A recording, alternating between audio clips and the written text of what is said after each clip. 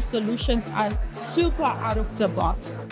Every session, I get a different and a new idea. Innovation happens here, and to see that starting and supporting it, I think that's relevant for society. You see everybody's faces. They're in the room because they love science the same amount as you. They want to change the world. They want to make a difference. It was amazing. And to see young and inspired people who are ready to face the challenges that we are posing to ourselves and that the world is posing to us is really, really giving me an optimistic feeling for today. The world needs more science engagement because the problems that face us, we don't have the solutions to, but science alone can't do it. Science has to take citizens with it. That passion and commitment that people have, that care about the environment, and I think that came through with all 21 of the presentations today. First of all, I was really excited about talking about my solution. Then I felt nervous, but then supportive community made me feel relaxed. I feel great, very great. You see me fully engaged and fully excited. It was a very vibrant atmosphere we have experienced. There's a lot of people who is like, hey, I want to know more because I want to do this also in my country or in my community. I'm excited to now connect with them and share ideas and bring their great ideas to the States and hopefully transfer some of our ideas into places that I would have never thought of yesterday. I'm very impressed with the level of knowledge, I think, from the entrepreneurs. They've been working on this for years, and so I think that's very unique. Seeing so many talented, passionate people all coming together to try to make a difference and do good is incredibly encouraging. You know, being an entrepreneur, you spend 99% of your time in your own bubble with your problem, and it's really wonderful when you can come together with other people who are going through the same thing. Being part of today is a very big recognition sign that I'm doing the right thing.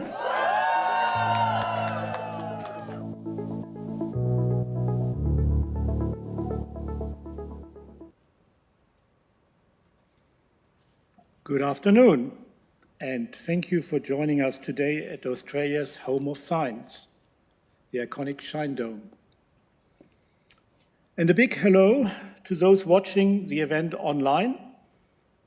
I'm Professor Hans Bachor. And I am Dr. Emma Ann Carlson.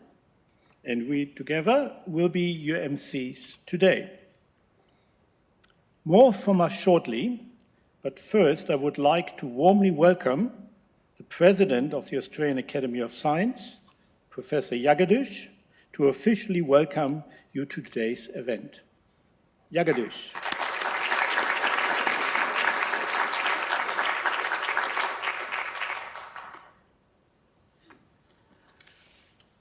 Thank you, Hans and Emma.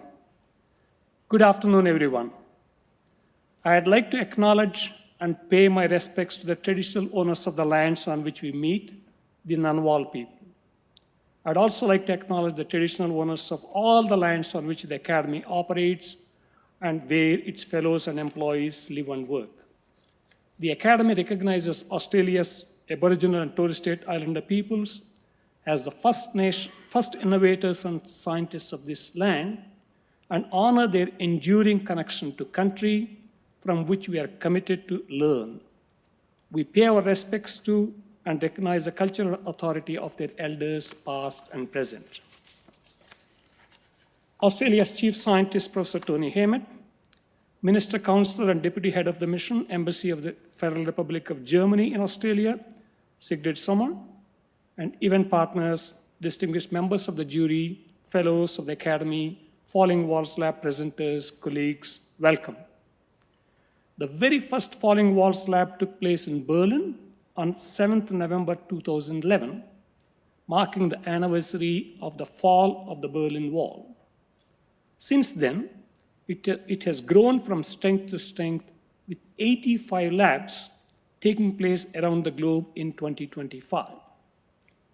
The Academy is delighted to partner with the Falling Walls Foundation to deliver Falling Walls Lab Australia for the 10th time this year. Each year on 7th November, 100 winners from the international labs gather in Berlin to pitch their breakthrough project to a global audience of industry leaders, decision makers, and international media. We are lucky that Australia has once again been invited to send 3 representatives to the global finale, the top 3 presenters from today's event. Today's 11 presenters were selected in heats held in Adelaide, Brisbane, Hobart, Melbourne, and Perth. Falling Walls Lab Adelaide, organized by the University of Adelaide and the University of South Australia. Falling Walls Lab Brisbane, organized by the University of Southern Queensland. Falling Walls Lab Hobart, organized by the University of Tasmania. Falling Walls Lab Melbourne, organized by Bio21 at the University of Melbourne.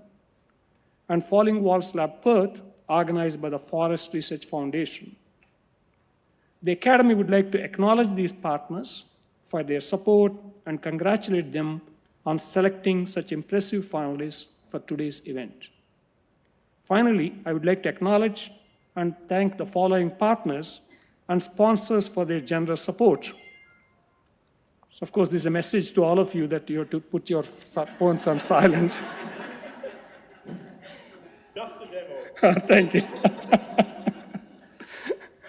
Merck Group, the Embassy of the Federal Republic of Germany in Australia, and the Euraxis worldwide.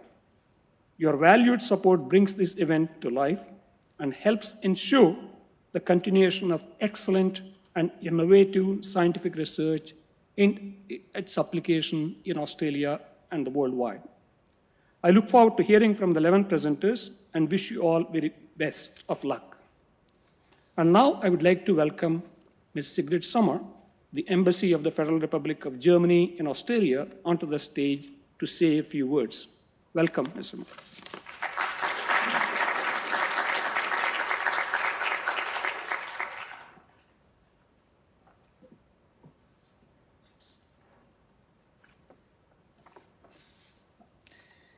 Dear Professor Jagadish, dear members of the Australian Academy of Science, distinguished jury members, dear Falling Walls finalists and guests, I too acknowledge the Ngunnawal and Ngambri people as the traditional custodians of the land we meet on. I pay my respects to elders past, present, and emerging. I know that you're all eager to present or listen to your pitches, and so am I, so I won't keep you long. But let me say it's a great pleasure to be here with you today for the Falling Walls Australia Final 2025 and to be part of the jury. Also, on behalf of Ambassador Grzewski, who is traveling today and who sends her regards, I'd like to thank the Australian Academy of Science for hosting this event for the 10th time and for being such a long-standing, close partner in our bilateral science collaboration. Congratulations to all 11 finalists from the Falling Walls labs around Australia. You are already all winners for making it to the final in such a competitive and highly skilled research landscape across Australia. I look forward to hearing your pitches and learning about your research, which ranges from native bee recovery and preventing heart failure to solutions for recycling polymer waste and more. Your talent, dedication, and independent thinking are an inspiration and could help us to solve the complex challenges we face today. 3 of you will have the opportunity to participate in the Falling Walls final in Berlin in November. You will join an exceptional lineup of global thought leaders and engage with ideas shaping the future of science. Some of the most influential voices of our time are among the featured speakers. For the Embassy, I can say we are proud to support the participation of young scientists like you in going to Berlin, as well as this final today. Supporting young scientists is an important part of our partnership with Australia and a priority for the German government. We are especially proud as Australian participants have enjoyed great success. To name just one outstanding example, Dr. Emma Anne Karlsen, who is with us today, came third in Berlin in 2023.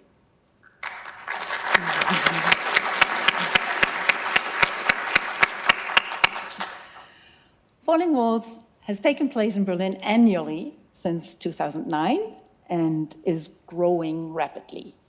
This year, 60 countries hosted pitch competitions. The Falling Walls Foundation aims to continue the world-changing spirit of the fall of the Berlin Wall in 1989. Your participation is already a part of this success. I wish all the finalists the best of luck. May your ideas lay the groundwork for many more to come. May they connect with other ideas across the globe and disciplines. May your ideas help build a better tomorrow. Thank you.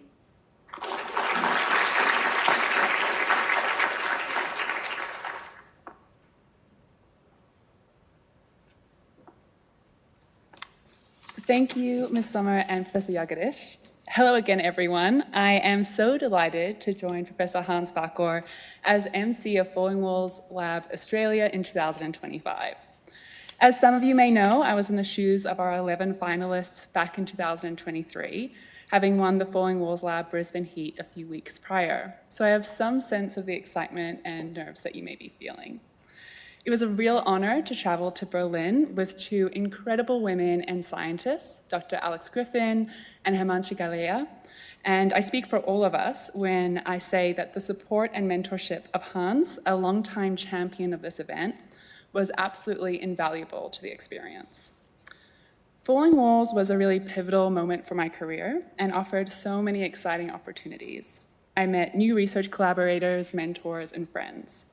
I met Nobel laureates, spoke on the ABC Science Show, and I even got to see the famous capybaras at the Berlin Zoo. So, presenters, I can't wait to hear about your groundbreaking work, and I wish you all the best. But first, a few housekeeping matters. As Hans has already demonstrated, please put your phones on silent, and we kindly ask that you not take any calls during the presentations, and also please stay seated during all of the presentations. Thank you, Emma. For the full event program, you can scan the QR code, which is on the screen right now. We have a very tight schedule. Each presenter has just 3 minutes to present, followed by 2 minutes for responding to questions from the jury. And the jury will assess the presentations against the following criteria. First is breakthrough factor, second, relevance and impact, and finally, structure and performance. Following the 11 presentations, there'll be an afternoon tea where the jury will deliberate and decide on the top place getters. We are most grateful to the panel of eminent judges who will select the winners today. The judges are, and may I ask you to raise your hand if I call you out. The jury chair is Australia's chief scientist, Professor Tony Haymet. We have Professor Chenupati Jagadish and Frau Sommer, whom you have heard before. Dr. Colin Yeoman, Medical Director of Merck. Professor Liz Beasley, Academy Fellow. Professor Alan Anderson, Academy Fellow. And Dr. Lisa Winche of the Academy's Early and Mid-Career Researcher Forum, EMCR. Beautiful. And now we have the great pleasure of introducing today's speakers. Mabel Day, the University of Adelaide. Dr. Orian Dre, Baker Heart and Diabetes Institute, University of Melbourne. Dr. Huda Inaseri, Murdoch University. Khoi Nguyen of the Burnet Institute of Melbourne. Yong Lin Mai, the University of Tasmania. Shreta Malik of the University of Adelaide. Dr. Jacob Thorstensen, Bond University. Dr. Kit Prendergast of Curtin University and the University of Southern Queensland. Dr. Harriet Goodrich, the University of Tasmania. And Farel Sepago of the University of Technology, Sydney. Last but not least, Chundu Tamang, University of Southern Queensland.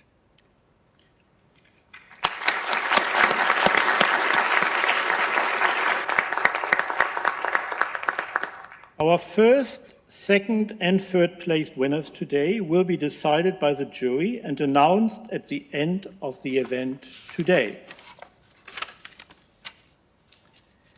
But we also have a People's Choice Award.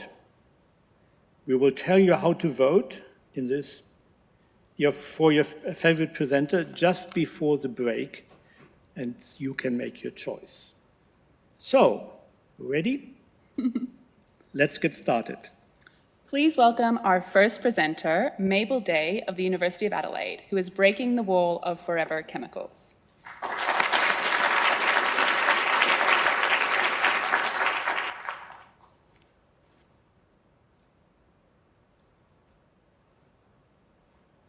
How many people woke up this morning and brushed their teeth? I'm hoping most of you. Maybe you cooked breakfast in a Teflon non-stick pan or grabbed a takeaway coffee. Given the weather in Canberra recently, you may have even worn a waterproof rain jacket.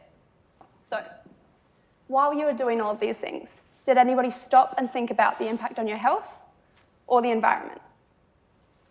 All of the products that I've just mentioned, and many more in your daily routine, contain per or polyfluoroalkyl substances, or PFAS, which you may have heard about referred to in the news recently as forever chemicals.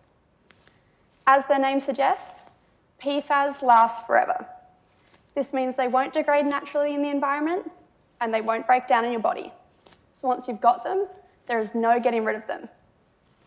In fact, nearly everyone here today will have some level of PFAS in them, with studies showing 99% of people with detectable PFAS in their blood. But why should you care about this? PFAS have been shown to increase your likelihood of cancers, diabetes, obesity, as well as lowering your immune response. Not only this, but PFAS will affect our next generation, as it's been shown to decrease fertility rates, but it can also be passed down from the mother to the unborn child, resulting in serious birth defects. So what am I going to do about this? Currently in Australia, there are no approved methods for PFAS destruction. And as PFAS is a human-made chemical problem, we thought we'd turn to chemistry for the solution. That's where my research comes in. My research utilises carefully designed nanoparticles made from earth-abundant, cheap, and non-toxic materials to break the strong carbon to fluorine bonds present in PFAS when exposed to UV light. I've optimised the synthesis of these materials to break down PFAS into safe and non-toxic products. I conduct experiments in a continuous flow reactor, breaking down PFAS in water, which is the primary route of exposure for humans. These modular flow systems will eventually allow our lab-based results to be translated to larger scale remediation and portable treatment plants. My results so far have been really exciting, and we've actually been able to show a full degradation of PFAS into these safe and non-toxic products within a matter of hours. I've also successfully degraded a PFAS field sample from contaminated water sites around Adelaide. So as I continue to work to take the forever out of forever chemicals, if you're wanting to do something about PFAS at home, I'd recommend switching out that scratched up Teflon pan for a stainless steel alternative. Thank you.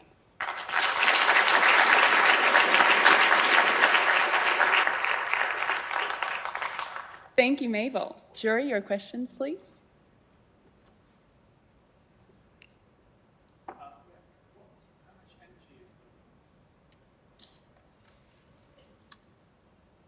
How much energy is required to actually cause the degradation? Great question. So the photocatalysts, which is the materials that I've optimized that I use, they actually absorb in the UVA region. So we're using lower energy UV than what other photocatalysts have previously used, which is part of my optimization process. So the energy is quite low, and each year these lights are getting cheaper and cheaper to manufacture as well. Any other questions? Prof. Beasley? I absolutely love this presentation. Thank you so much. And it's such an important issue for our planet. You've talked about the effects. 99% of us are carrying these in our blood. Can you see there could be some medical applications to this down the line? I know we're looking at a process that's external to the body at the moment, but how are we going to break down what we're carrying around anyway? Yeah, that's a great question, and one that I receive often. But I guess what my research is currently really trying to address is reducing exposure, so hopefully we can reduce the amount before people actually get it into their systems. But yeah, I'm not sure. I'd have to think about that, if this could be applied to something for people who already have PFAS inside of them. Thank you so much. Any other questions? We have some time.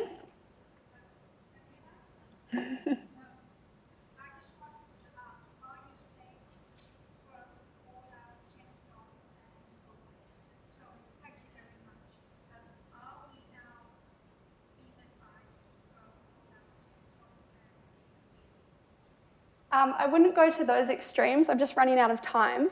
But I would just say if they're extremely scratched, there's potential that they can leach into your food and you can increase your exposure. So I'd recommend if they're scratched up, throwing them out. Fantastic. Thank you, and thank you, jury.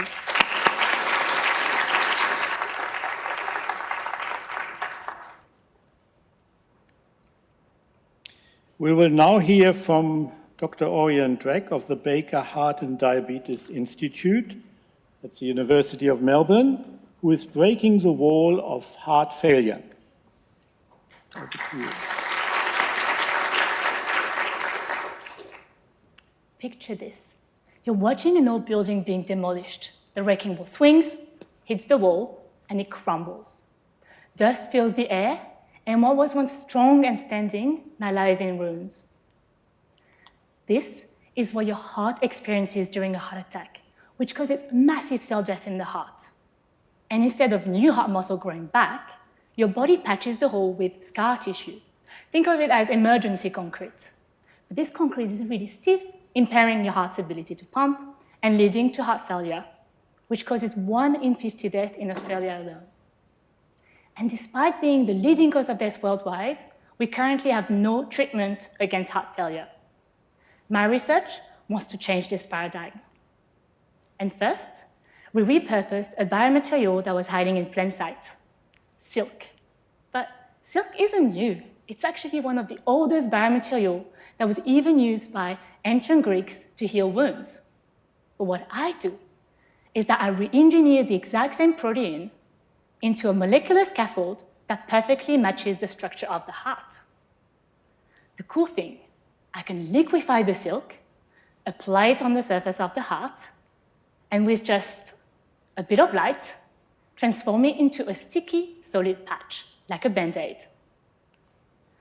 But the scaffold alone is not enough, because the heart is one of the few organs that is incapable of rebuilding itself. So we had to crack the building potential of stem cells. Stem cells are the building blocks of our body. They help us grow and repair. And like all cells in the body, they communicate with each other by sending tiny little messages called extracellular vesicles. In the lab, I am able to intercept those messages, read them, and identify the critical instructions they contain to help the heart regenerate. The breakthrough moment came when we combined those two entities together, creating a smart Band-Aid for broken hearts. And when we applied those on the heart of mice that had suffered a heart attack, the results were really exciting. After 1 month only, what would have been a hole left in the heart was now replaced by healthy contractile heart muscle. So by combining the ancient wisdom of the silk biomaterial and the regenerative power of stem cells, we are able to pave the way for a heart that can hopefully one day heal itself. Thank you. Thank you, Orian. Now your questions, please. Who would like to start? Lynn? Excellent presentation. Thank you so much for this. Is the application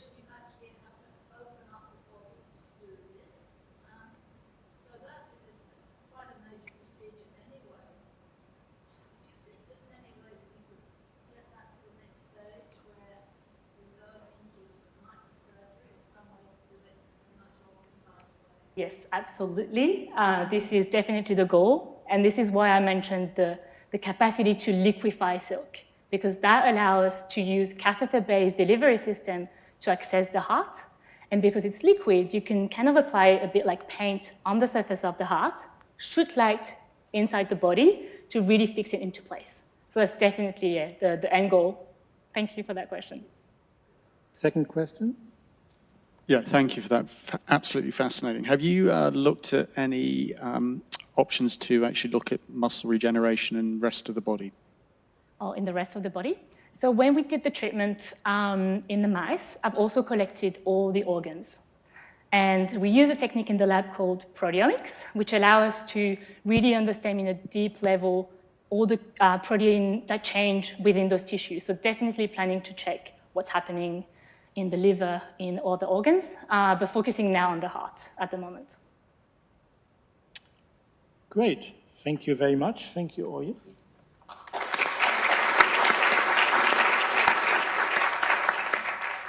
Please welcome our third presenter, Dr. Huda Inaseri of Murdoch University, who is breaking the wall of microalgal biofuels.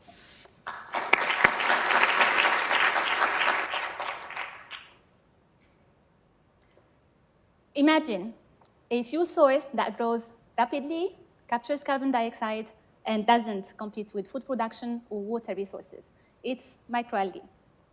Now, in contrast with worldwide biofuel production, which is based on agricultural crops like soybean, corn, or sunflower seeds, microalgae have the ability to produce up to 100 times more lipid per hectare compared to oil crops. They can grow on non-arable lands, can be cultivated in wastewater, and they basically have the ability to convert carbon dioxide and sunlight into lipids that can be processed into biodiesel or jet fuels. Now, about 15 years ago, everyone was very excited about the idea of producing biofuels from microalgae. However, the technology didn't make it very far because of the high cost, which is about 5 to 10 times more expensive than petrol fuels. Why? Because of the highly diluted nature of the microalgal liquid culture, with concentrations of about 0.5 gram per liter, which is roughly around 0.05% dry matter. The microalgal biomass must be concentrated and harvested before further downstream processing. However, separating these tiny microscopic algal cells from the water is very energy intensive and accounts for about 75% of the total process cost. Now, the good news, innovation is closing the gap. My research focuses on growing microalgae as a biofilm, which is a thin layer of algal cells attached to a substrate. This makes the harvesting process very simple, so by just scraping the biomass off the surface. The system also allows the integration of wastewater treatment, carbon capture, and slashes the biomass production cost by up to 90%. Not only that, microalgal biofilms pave the way for non-destructive lipid extraction, or milking. So by just applying gentle mechanical pressure on the biofilms, we are able to extract the lipids without killing the algal cells, allowing for a continuous cultivation extraction cycle. All in all, I believe microalgal biofilms are not only green, they are revolutionizing, and I think this is the way to breaking the walls of microalgal biofuels and making them not only competitive with, but cheaper than petrol fuels. Thank you.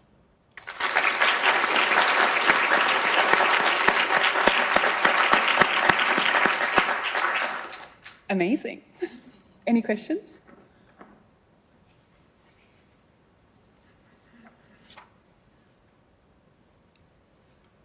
Thank you for the nice presentation. How scalable is your process? Very good question. So for now, we're doing it at lab scale. So just small batches. And so we are looking to upscale and seeing the effect of the upscaling on the biomass productivity and the efficiency of the system. Thank you for a great talk. What pH do you grow your materials at? So we do actually investigate the effects of pH among other parameters on the growth of the biofilm. pH levels from like 8 to 10 are the working pH we do. And I just wanted to mention, so we do grow the biofilms on wastewater. And a big problem when growing microalgae in wastewater is the is the turbidity of the waters or the dark color. So scattering is a big issue when we grow it in liquid culture. So our system, or the innovation of our system, is that the nutrients are provided from beneath the biofilm. So we are avoiding light scattering and the need for light to penetrate the bulk of the liquid. Yeah. And that's why we have even higher biomass productivities in biofilm compared to liquid culture. Wonderful. Any last minute questions? We've got 20 more seconds.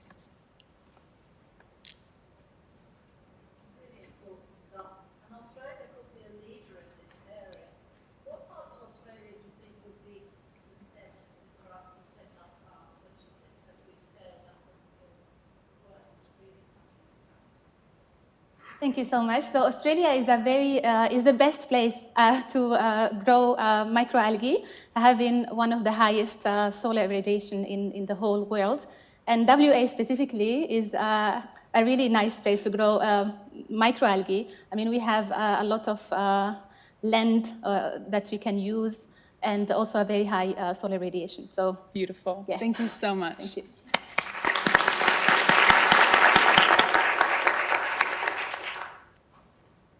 Thank you, Huda.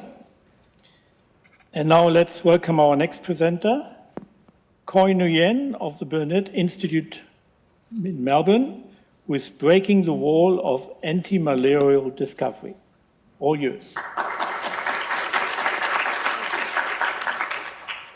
Hi, I'm Khoi. I'm a drug hunter in training, and I like to think of drug discovery as a rather epic task, like the legendary Herculean labor, where our hero is facing monsters with otherworldly powers. And for today's task, we're focusing on malaria, a microscopic beast that invades and destroys our red blood cell on an exponential scale. Worse, most of the mortality is happening in resource-poor countries where patients can't have easy access to the medication that they need. And do you think that's bad? Well, it gets worse. Because just like a legendary Hydra, a snake that can grow 2 extra heads for each one that Hercules cut down, malaria parasite can and have become resistant to most of the anti-malarial available on the market. Even our current frontline treatment, artemisinin therapies, is becoming weaker against this bloodthirsty beast. So when brute force and new weapon doesn't work, how did Hercules kill the Hydra? Well, he asked another hero, Iolaus, to aid him by scorching the neck after each decapitation to prevent the head from growing back. And perhaps the same principle can be used to find a new anti-malarial. Traditionally, finding a new drug from scratch can take up to 20 years and costing up to billions of dollars, where the clinical stages that requires continuous patient monitoring is where the most resources and time is being spent. And additionally, because not all preclinical data can be translated into clinical settings, most drug candidate fails at safety and toxicology testing, resulting in up to 90% of drugs fail to reach human clinical trials. But by repurposing an already existing medicine, where the human safety profile and the dosage have been established, we're only focusing on the medicine efficacy on the indication of interest, reducing the cost by up to 90% and shaving off 5 to 10 years compared to the traditional methods. And that's exactly what I'm doing. By studying more than 600 FDA medicine for their activity against Plasmodium falciparum malaria, I have found 3 candidates that works against all stages of malaria that lives in the red blood cell. And additionally, upon further testing, I am so pleased to tell you that we may have found our aiding hero, an existing antiviral who not only works synergistically with the current frontline treatment of malaria, but is also so powerful that the wild-type parasite cannot resist its effect after 6 months of drug challenge. So fellow innovators, we are breaking down the wall on not only anti-malarial discovery, but we're also breaking the wall of drug-resistant, maybe breaking the wall of drug-resistant malaria as well, just by drug recycling. By streamlining the drug discovery process, we're allowing these life-saving treatments to reach the other 300 million people globally who who are still deeply impacted by this monster, quicker and cheaper than ever before. Thank you. Thank you, Khoi. And it's over to the jury. I got my first sign. Absolutely fascinating. This is a huge problem for drugs and the drug resistance in this disease. How scalable and quickly can you move on this? I would say in 5 to 7 years, after mouse trial and human clinical trial and human challenge trials, we can actually get this drug on the market. And to let you know, our top antiviral candidate is currently being formulated as the pill at 37.5, 50, and 100 milligrams. All have been proven to be well tolerated in human. So with a lot of hope, we hope to get this drug onto the market, accessible and easy and cheaper for people to access it. Next question. Yes. Yagedesh. Thank you for the nice presentation. And considering that you're using the existing drugs, will it reduce the barriers for getting through the regulatory process of like FDA approval or so? I love that question. The FDA, it actually has a loophole that nobody pay attention to. Audience can fact check this for me. Section 502B Part 2 of the FDA regulation allows drugs that has previous data, that allows new drug application using previous data to be filed and to be tested in clinical trials. So the FDA actually has that rule since 1984, but yet no one really uses it. There are currently 64 drugs, currently 64 new drug applications that's currently using that loophole to be repurposed. Yes. So yeah. Any questions? Thank you. I think let's thank Khoi and let's thank the jury. And as you can see, we have a counter there on the left, and the counter is also visible to the presenter. So we just create a level playing field. And we're doing very well. So. Beautiful. So please welcome our fifth presenter, Yong Lin Mai of the University of Tasmania, who's breaking the wall of hidden water pollution.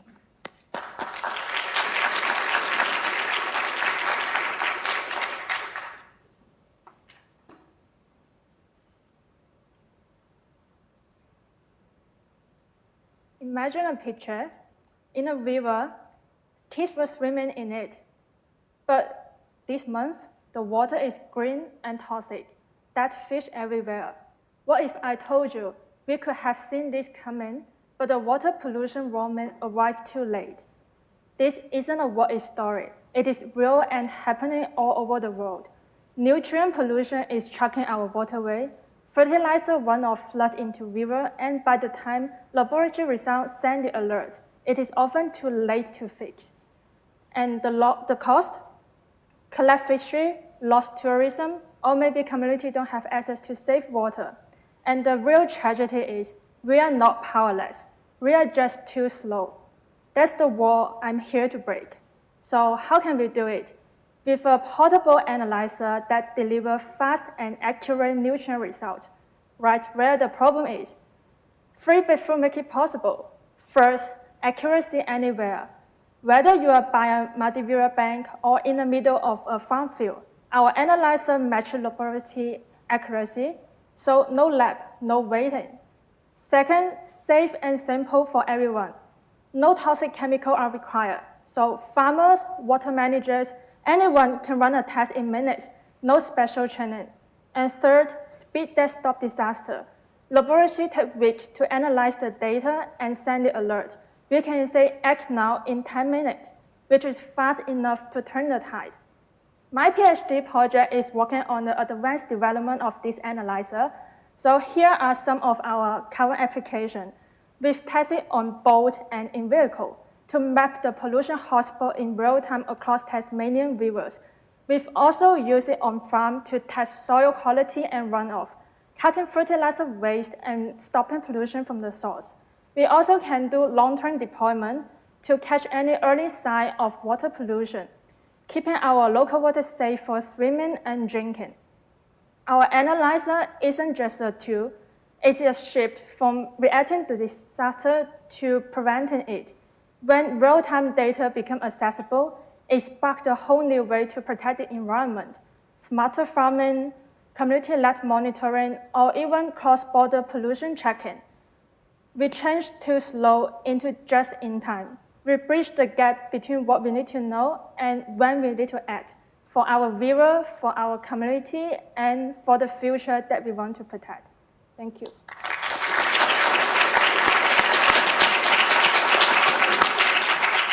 Thank you so much. Any questions?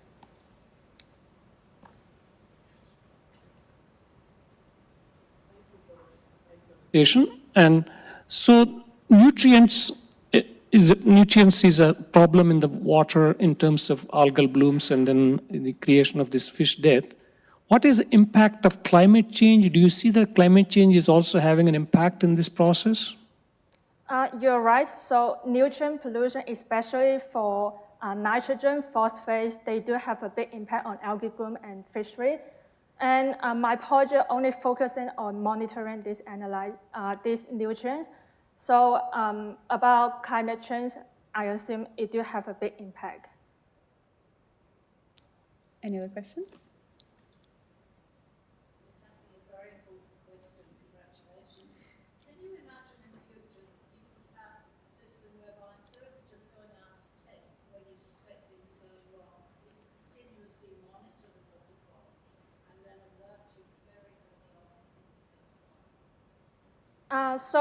With this system, we can have multiple systems along the catchment, and we can do remote monitoring. So as long as your phone has signal, my analyzer has signals. So we have a threshold. Once the level is higher than this threshold, and the system will send a warning to us, and our water managers can do earlier action on this area. Fantastic. Thank you so much.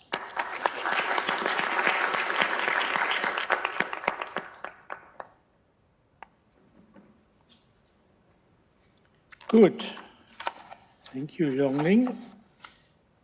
And now, next, our presenter is Shreta Malik of the University of Adelaide, who is breaking the wall of herbicide-resistant weeds.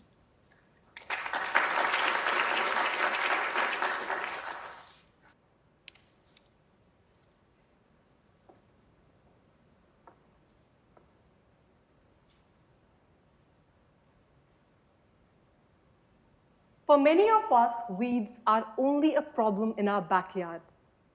But the reality is, they are the #1 biological threat to global agriculture. If left uncontrolled, they can wipe out almost half of our food supply. Here in Australia, weeds have already invaded over 40% of our farmland. And they cost our farmers about $5 billion every year. To control these weeds, we have been relying on our most effective tools, herbicides. They have worked for decades, but now there's a problem. Weeds have evolved resistance to nearly all of our existing herbicides. To make matters worse, only 2 new herbicide mode of actions have been commercialized in the last 40 years. That leaves us dangerously unprepared. Given the food demand is projected to double by 2050, we have a serious problem. With the tools we have, we would not be able to feed our growing population. What we urgently need is a new solution. To find a solution, our search began with a simple idea. Every enemy has a weak spot. For weeds, we found that in an enzyme called SK. Interestingly, the same weak spot is also present in bacteria. And when we compared their molecular structures, we found that they were almost identical. Now, that meant something powerful. Compounds that could target this weak spot in bacteria could also target it in weeds. Upon literature research, we found many such molecules. However, not all of these could progress through the antibiotic discovery pipeline, and some were abandoned. They were called as failed antibiotics. We saw an opportunity here. We asked ourselves, could we repurpose these failed antibiotics as herbicides? The answer turned out to be yes. By carefully tweaking the structures of these failed antibiotics, we successfully targeted them against weeds' weak spot, eventually killing weeds. In fact, one of our lead candidates successfully kills 2 of the world's most problematic weed species, while showing no off-target effects against soil microflora. Currently, we are testing it on human cell lines. No herbicide has ever been commercialized by repurposing a failed antibiotic. If successful, we will be the world's first. Our approach is smarter, faster, and more efficient in comparison to traditional herbicide discovery approaches that take 15 to 20 years and billions of dollars. So with our solution, we are not just breaking the 40-year-old wall of herbicide-resistant weeds, we are also building a next line of defense to protect our future food supply. Thank you. Thank you, Shreta. Over to questions from the jury. Who would like to start?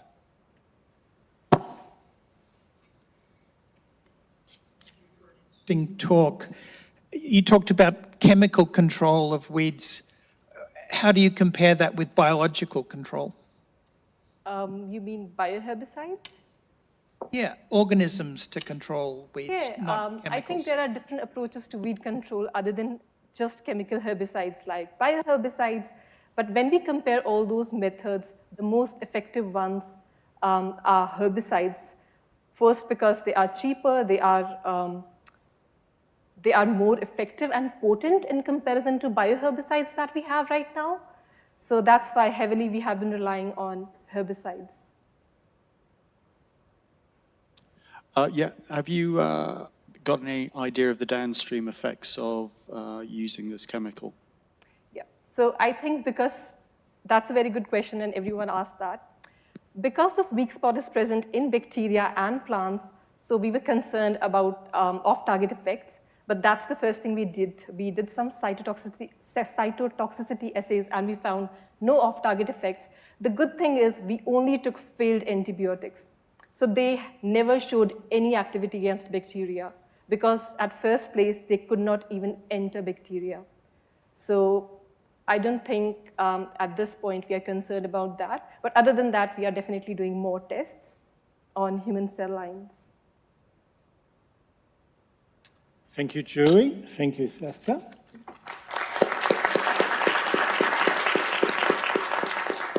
So please welcome our next presenter, Dr. Jacob Thorstensen of Bond University, who is breaking the wall of muscle weakness.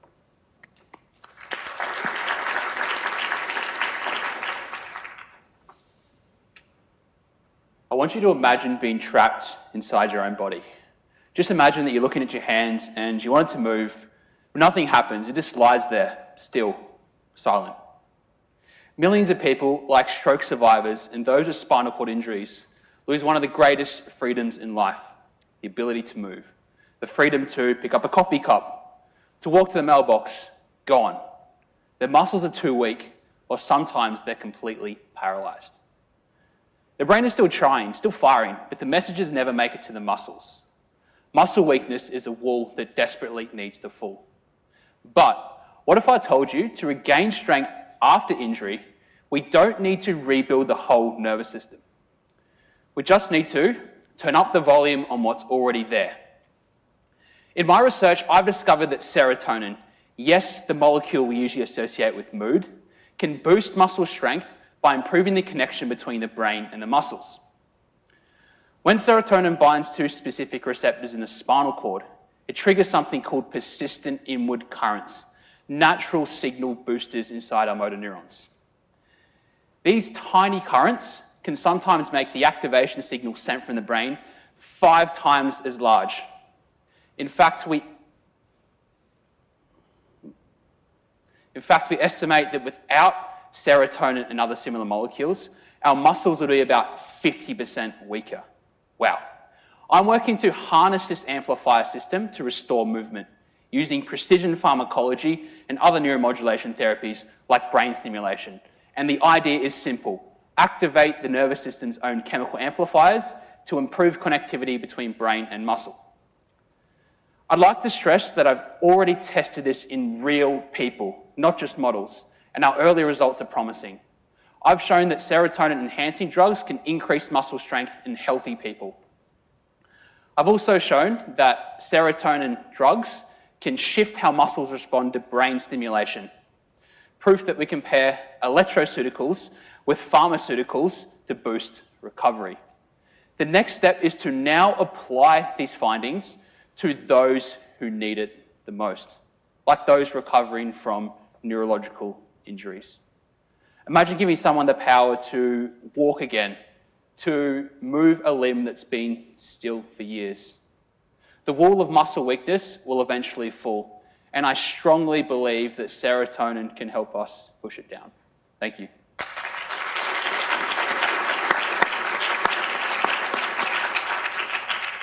Thank you so much. Any questions? Such an important area, and congratulations on your work. Do you think the therapy will work most effectively shortly after an injury or at a long term thereafter? Because sometimes people have suffered from strokes and the repercussions have lasted many years. Do you think you can awaken those connections that are still there even after a long time? Very, very good question. We know that the recovery after a stroke or a spinal cord injury is very complex, and I think it differs depending on if we're talking about stroke or spinal cord injury. If you think about spinal cord injury, there are a lot of changes that happen in the spinal cord in the months to years after injury. So I think perhaps it would be best to target chronic spinal cord injured patients. But the remarkable thing about the nervous system is that we all have something called neuroplasticity. We all have the ability to repair parts of our nervous system.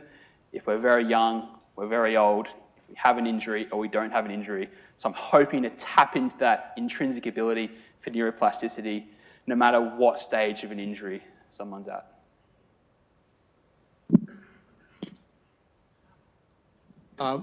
Specifically with how you're going to target, say, lesions that are not necessarily discrete like a stroke, but something that's more targeted. So say you've got destruction in one of your nerve sheaths. We're trying to bypass the lesions, so we're trying to basically tap into the circuits that are still preserved. So I think it's going to be a combination approach where we give someone a drug that's maybe repurposed for something else, like an SSRI, for example, and then we delivered precisely controlled neurostimulation using things like transcranial magnetic stimulation, nerve stimulation, to avoid plasticity, to try and direct some of the effects of these medications, if we can. That concludes our time. Thank you so much.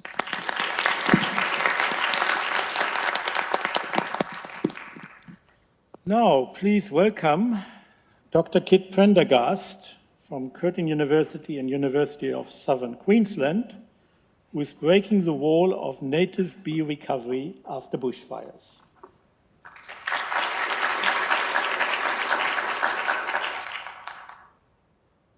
I'm Dr. Kit Prendergast, and I'm breaking the wall of native bee recovery after bushfires.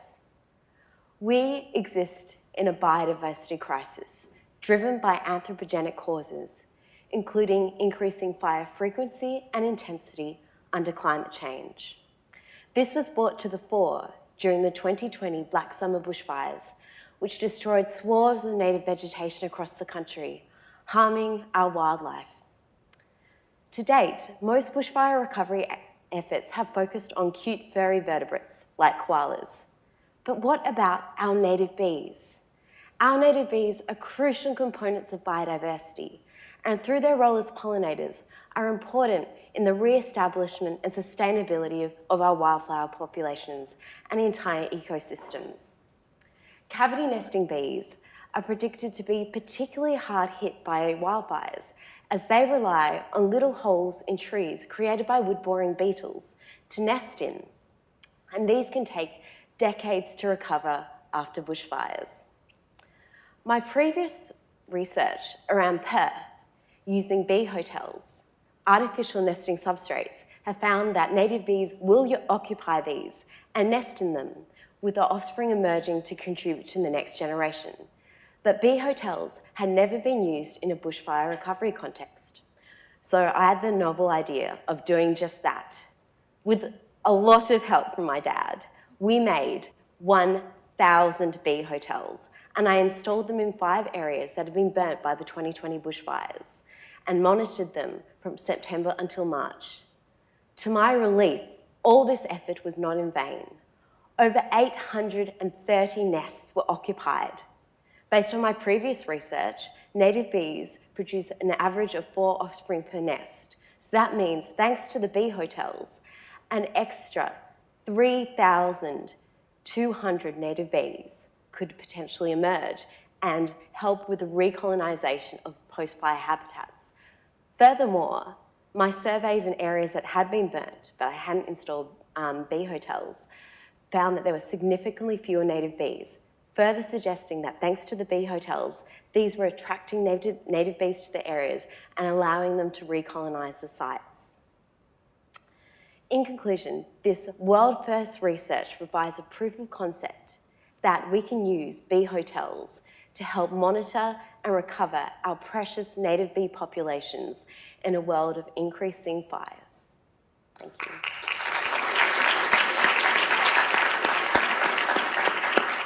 Absolutely incredible. Any questions?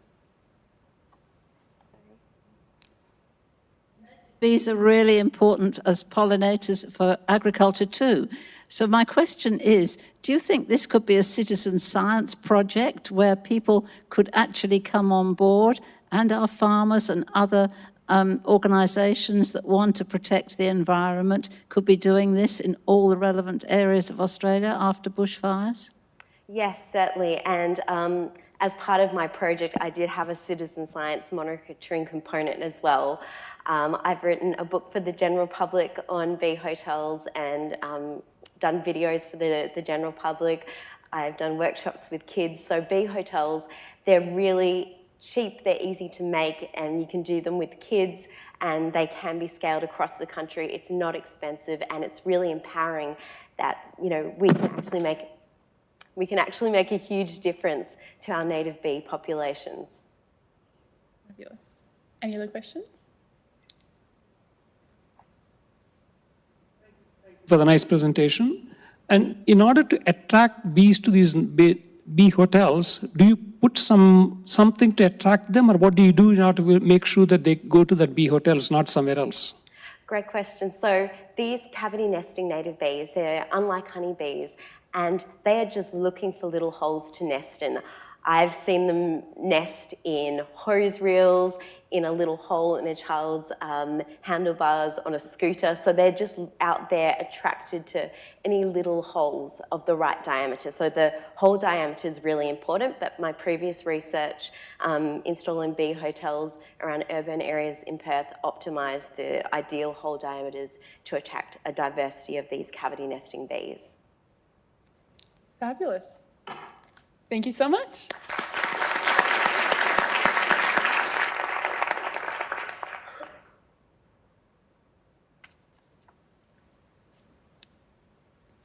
Okay, so can we please welcome our 9th presenter, Dr. Harriet Goodrich of the University of Tasmania, who is breaking the wall of fishing and climate change.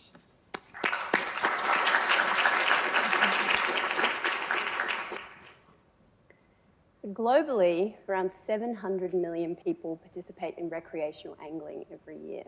And because of that, it's considered the most widespread human-wildlife interaction that occurs within our coastal and marine environments. But not many people realise that when they fish, they actually tend to catch and capture and take fish with very similar traits. They're often the boldest, largest, and fastest growing individual from a population.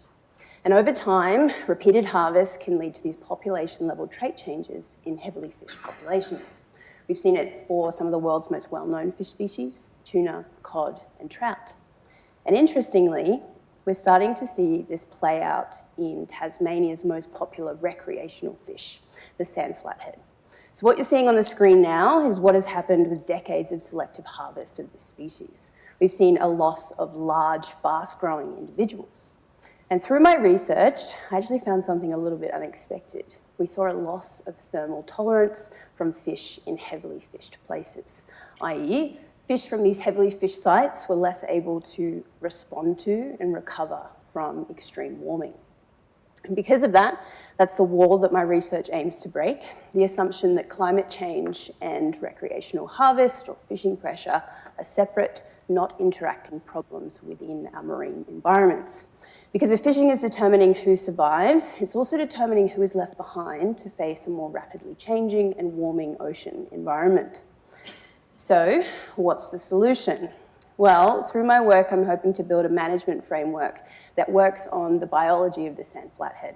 So through this work, we conduct something called a reciprocal transplant. We take fish from high and low pressure regions and we swap them. And then we monitor their responses to climate warming through time.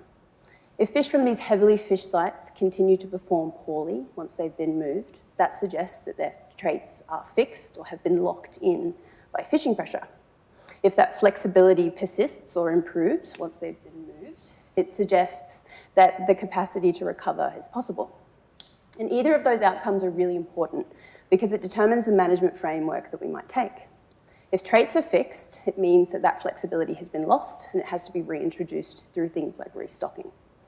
If flexibility persists, it means we have to preserve it. And ways that we can preserve it are through things like effort controls, like bag limits or no take zones. And while this experiment would be based on sand flathead in a relatively small part of the world, the results are broadly applicable to any fish species that's facing the combined impacts of harvest and climate change. And this is necessary for fisheries to persist in the face of climate change, because if we want fish to be there for years to come, we need to think about not just the fish that we're taking, but also the fish that are left behind. Thank you.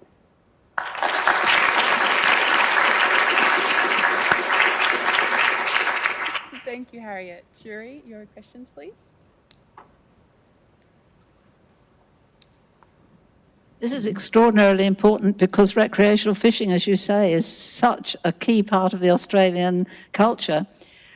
My question relates to, why do you think it's intergenerational? You move the fish from one area to another. Are these epigenetic changes that are taking place? And therefore, are they going to be reversible? How do we put this right? Yes, so that's a really great question. From our work that we've done so far, we know that this population is panmictic, so they're the same population across the entire range. So it's very likely that the changes that we are seeing are actually phenotypic. So the type of gear that we use or the selectivity, depending on the species that's being targeted, can influence the persistence of traits through time. So for this species, it's whether or not it's a generational change, we don't yet know, because at present, this population is all one, so panmictic.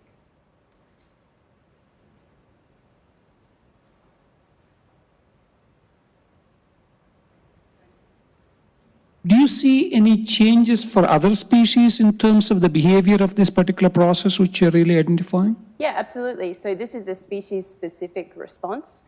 Depending on the biology of a particular species, you can have changes in traits related to behavior. For other species, you might not see that. Depending on the capture method, so for instance, hook and line angling can target certain traits, whereas if you're using something like trawling, that will target things like swim performance. So yes, it's species-specific and varies depending on their biology. Fantastic. Thank you so much.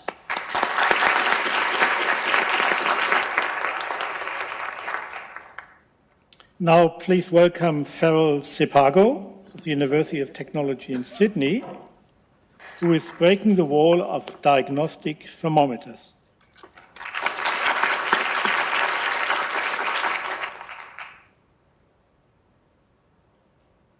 This is my mom as a child with her mother, unaware that cancer would soon take her father away. When my grandfather was diagnosed with liver cancer, he was already in his stage 4. Yes, too late for treatment. But it wasn't death he feared. It was the relentless pain, both physically and emotionally, slowly torturing him. And this was 40 years ago, but the pain never fades. And it's something that millions of families still experience today. Everyone, cancer is dangerous and inevitable. Whether you come from developed countries like Australia or developing ones like Indonesia, whether you're healthy or not, adult or a child, rich or poor, cancer doesn't discriminate. Some of us here today may even have cancer without us knowing it. So that's why early detection is crucial. The sooner we diagnose, the better the chances for treatment. But despite the advancements in technology, early diagnosis remains a huge challenge. Just recently, my aunt passed away due to ovarian cancer. The diagnosis came too late. And this is far too common. So that's why I'm here to change that by breaking the walls of diagnostic tools using nanothermometers. Unlike regular ones, these are very tiny and they measure temperature through color intensities, allowing us to detect temperature shifts at the cellular level. The ones that I'm using are called upconversion nanoparticles, but here's why this matters. When cells become sick or cancerous, their localized temperature can change. Nanothermometers can detect these shifts even at the earliest stages, allowing us to understand how cancer affects cellular behavior. Ultimately, this leads us to earlier diagnosis and more effective treatments. Potentially, they can also be used for other diseases as well, like heart disease or musculoskeletal diseases. But here's the game changer. They can also treat. So I can modify these particles so that they can convert light into heat. And this dual function technology can detect and destroy sick cells while leaving the healthy ones unharmed.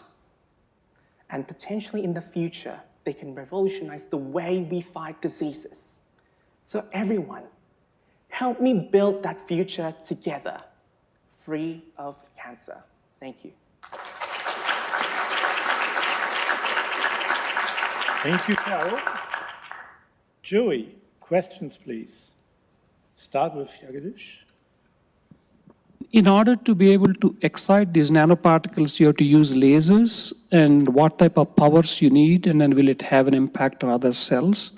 And then what will happen afterwards, after testing of these ones to these particles, and will they accumulate in liver and other organs? Yeah, so the ones, well, basically, it depends on like the type of nanothermometers that you use, right? In terms of like laser and etc., you need to optimize it. But the ones that I'm using is called upconversion nanoparticles, and they get excited by near-infrared light. And when you get excited by near-infrared light, it's like low energy, so that's why it's less likely that the cells would be damaged, unlike like, say, for example, if you excite it using like UV light, which is more dangerous because they are like higher energy. Yeah. Very, very fascinating. How are you going to use it from an imaging perspective? Because obviously, you know, we do a lot of imaging of cancer patients. Are you going to use them radionuclide or? Yeah, so basically these particles, like the upconversion nanoparticles, have been used for like actually imaging purposes. And you can do it like in different methods, right? So the most common ones, like, you know, like you use like MRI, PGT, etc., right? But say, for example, it just depends on how like you actually like extract or like, you know, the cancer cells, etc. For example, in my studies, like currently I've been like using optical imaging. So it's like, I'm just like using it for like, you know, under like microscope, basically, yeah, for cell studies and stuff. Great. Thank you, Farel. Oh, okay. Thank you, Chloe. And now let's welcome our final presenter, Chundu Tamang of the University of Southern Queensland, who's breaking the wall of profit over planet, sustainability in oil and gas industries.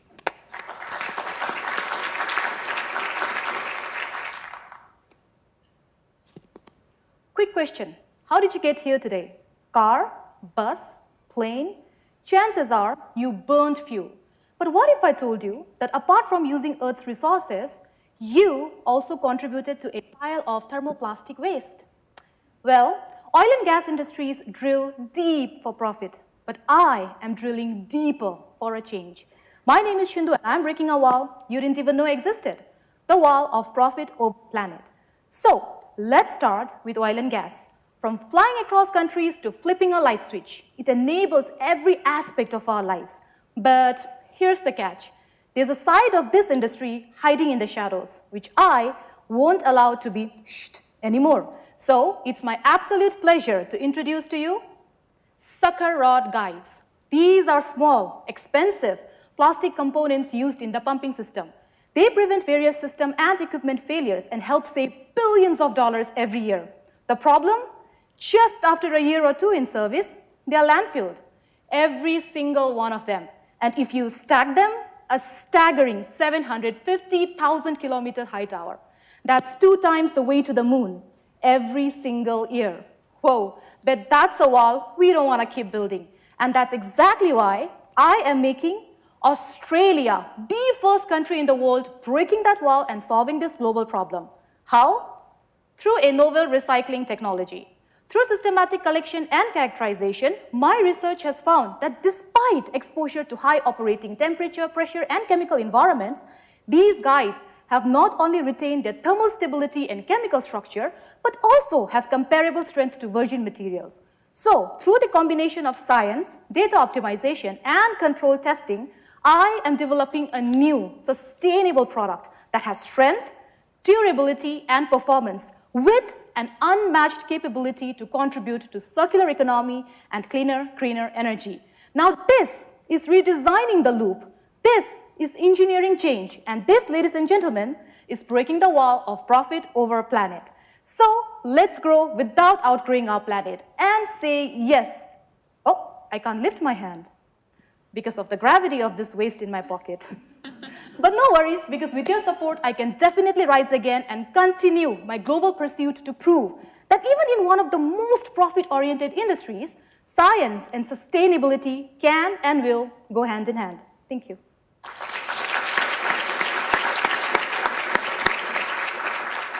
Very cool. Any questions?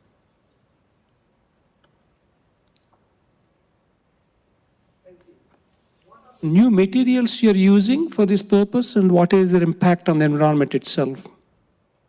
Thank you very much for this question. So these sucker rod guides are actually made of different thermoplastics, and we are not just talking about like ordinary plastics. They are made of engineered thermoplastics. This, for example, is made of nylon 6. So we have our industry partner, Oilfield Piping System. They are using nylon 6 and nylon 12. So that is the material. And each of these sucker rod guides are actually very expensive. And right now what's happening is 100% of them are being sent to landfill. And it has also a really high energy consumption. So that's the one that we are recycling. Any other questions?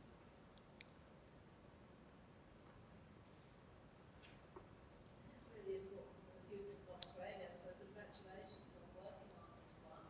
Do you see us having a manufacturing facility here in Australia, so we not only tackle the problem, solve it, but we can then turn it into an industry so Australians can benefit by that economically and by jobs? Yeah, thank you very much for this question. Actually, in fact, Australia is going to be the first country that's going to be solving this problem. So our aim is, like, at the end of my PhD, after we have done the lab experiments, the field trials, everything, we will have a reprocessing facility being set up in regional Queensland. So that will be a start of like a very national as well as international, a global move to prove to the other industries around the world that yes, this can be recycled. So we will have a recycling facility in Australia. Thank you, Jury, and thank you, Chundu.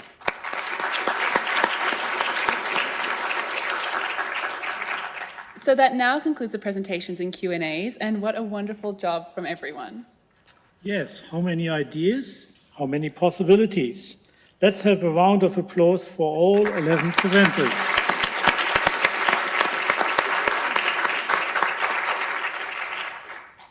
Now, all of you in the audience here and online can vote for your favorite presenter and for the People's Choice Award by scanning the QR code, which is on the screen now, and completing the poll that will turn up.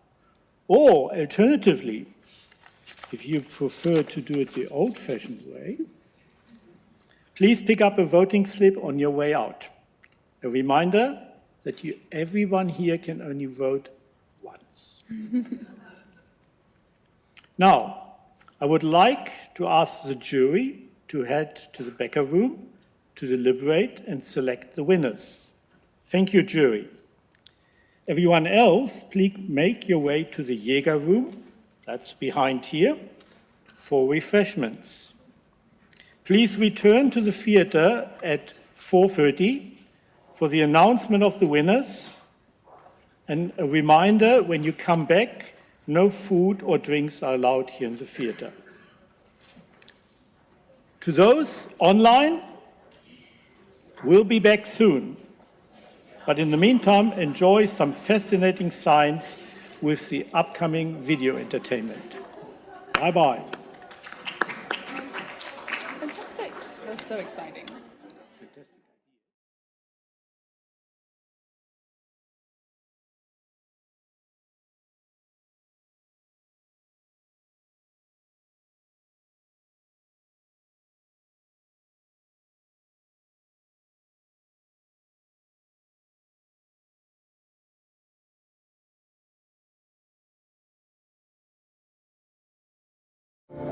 Science knows no borders.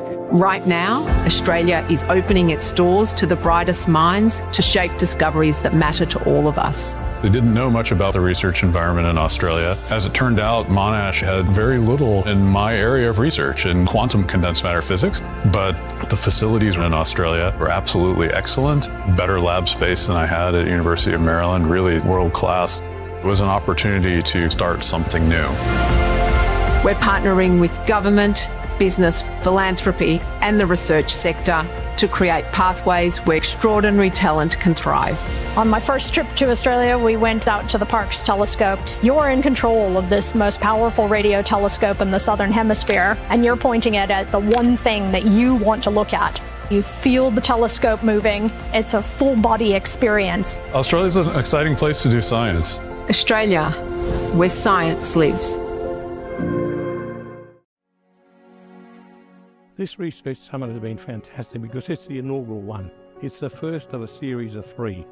Next year it'll be hosted by New Zealand, and the following year it'll be hosted by Australia. Already we're seeing the enthusiasm by members participating, knowing that this is really the start of a process for some in understanding how Indigenous practices occur in other countries.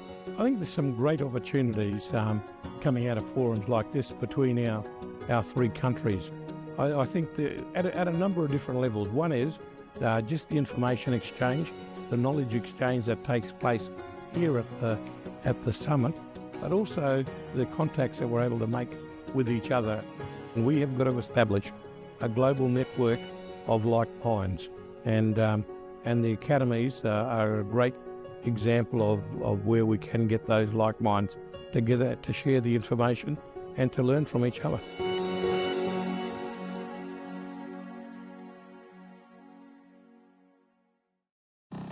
You're watching time-lapse footage of dung beetles at work. Their remarkable ability to remove dung makes them the perfect biocontrol agents. Research has shown their presence significantly reduces the number of flies and other pests, while also improving pasture growth and soil retention. So, scientists like Professor Leslie Weston have been searching the world for the best species to bring home. But wait, doesn't Australia already have dung beetles?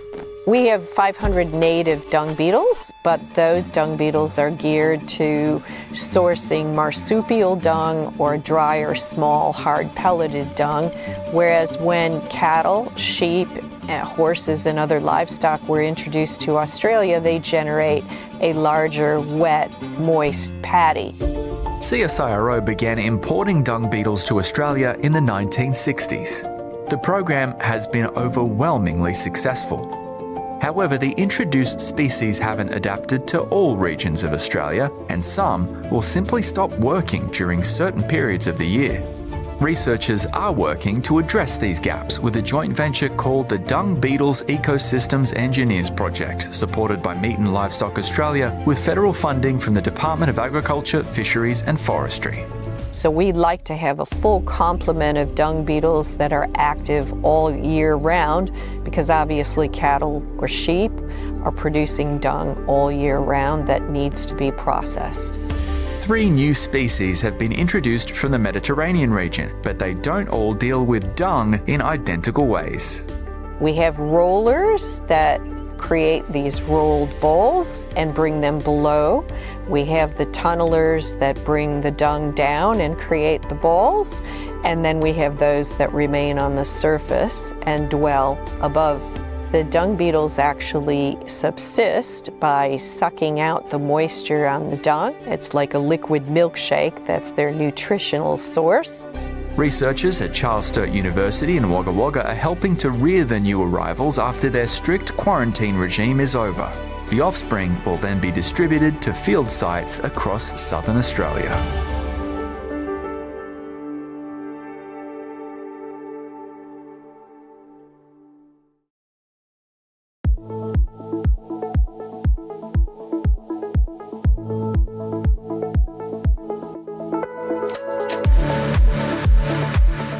These solutions are super out of the box. Every session I get a different and new idea. Innovation happens here, and to see that starting and supporting it, I think that's relevant for society. You see everybody's faces. They're in the room because they love science the same amount as you. They want to change the world. They want to make a difference. It was amazing. And to see young and inspired people who are ready to face the challenges that we are posing to ourselves and that the world is posing to us is really, really giving me an optimistic feeling for today. The world needs more science engagement because the problems that face us, we don't have the solutions to, but science alone can't do it. Science has to take citizens with it. That passion and commitment that people have, that care about the environment, and I think that came through with all 21 of the presentations today. First of all, I was really excited about talking about my solution. Then I felt nervous, but then supportive community made me feel relaxed. I feel great, very great. You see me fully engaged and fully excited. It was a very vibrant atmosphere we have experienced. There's a lot of people who is like, hey, I want to know more because I want to do this also in my country or in my community.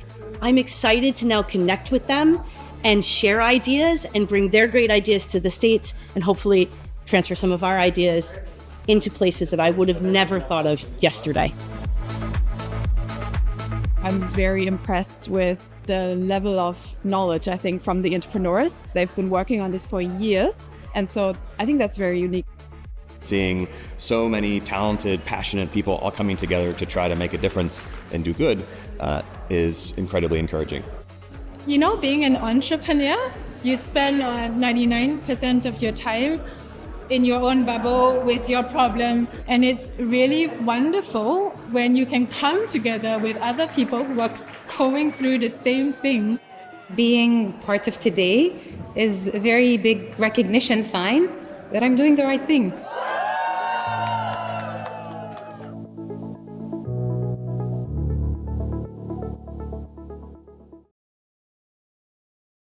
The scientists say this probably means they are dealing with some new, deadly, sexually transmitted disease.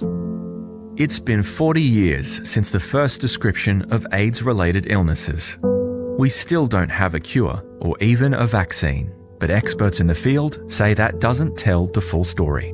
40 years seems a very long time. However, the progress in HIV has been extraordinary. I mean, in many ways, it's, to me, the biggest and most important scientific advance in the last century, because we developed a way of managing a virus that had a universal death sentence and make it a completely manageable chronic illness, all through science and the availability of antiviral drugs. HIV is a virus that gradually destroys cells used by the body to fight off disease. It can severely damage your immune system, making it much easier to develop diseases such as tuberculosis and some cancers. The most advanced stage of HIV is known as AIDS.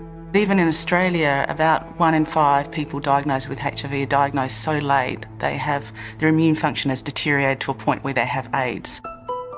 But overall, new cases of HIV in Australia have halved over the last decade. In fact, Sydney is on track to become the first place in the world to end community transmission of HIV by 2025. It's time to make history. Effective elimination is defined as a 90% reduction in new cases over a decade. The big improvement is largely due to high testing rates and preventative measures taken by gay and bisexual communities. But infection rates in the heterosexual population haven't fallen as sharply. The Kirby Institute's Professor Rebecca Guy says the data shows why regular sexual health checkups are critical. The test is like the gateway to a whole range of things that are important for a person. So you think about HIV, if you have a test and you find out it's positive, you can start treatment straight away and you can live the same longevity of life of everyone else and remain healthy. While accessing an HIV test is relatively simple in Australia, the same can't be said for many places in the world. People at risk of HIV, men who have sex with men, for example, there are still countries that criminalise that activity. And so how can you get a public health message out if the activity is considered criminal? Even where it's not illegal, the stigma around HIV can sometimes drive down testing rates. That's one reason the Kirby has led the push for more screening options, including self-testing kits for people to use at home. They're not quite as accurate as a lab test, but I guess the way I always think about it is having a test, even if it's less accurate, is better than no test at all. Professor Sharon Lewin is a Fellow of the Australian Academy of Science and President of the International AIDS Society. As head of the Doherty Institute, she played a key role in fighting COVID-19, a virus that we managed to have vaccines for within 12 months. So why haven't we been able to do the same with HIV? Well, HIV is a very different virus to COVID or influenza, which are viruses that can be completely cleared from the body. HIV is unable to be cleared from the body, and that's because it's a virus, part of a family, that's able to become part of a person's DNA. And that happens within hours of a person becoming infected. Treatments allow the immune system to recover and can even stop the virus from being passed on. But the virus doesn't disappear. It's just hiding and will re-emerge if treatment stops. Professor Lewin has dedicated her career to understanding this phenomenon, known as HIV latency. I've been on the hunt for understanding where the virus hides, how to mimic latency in laboratory models, and ways to coax it out of hiding. While we don't yet have a vaccine, we do have access to a medicine that can help prevent HIV, known as PrEP. If taken correctly, the daily tablet can lower the risk of infection by 99%. In Australia, we have a public health system that makes medicine free, essentially. We have a fantastically mobilised, vocal and articulate gay community that have done a lot of the education around accessing PrEP, and our uptake of PrEP is one of the highest in the world. PrEP doesn't offer protection from other sexually transmitted infections, so doctors recommend the use of condoms. Professor Lewin says PrEP is just one of many advances in HIV research that goes to show the power of science. She believes it's only a matter of time before HIV is cured once and for all. It's become a very important, high priority area of research because we now have treatment, we now have widespread access to treatment. Treatment's relatively simple. The next big challenge is finding a cure.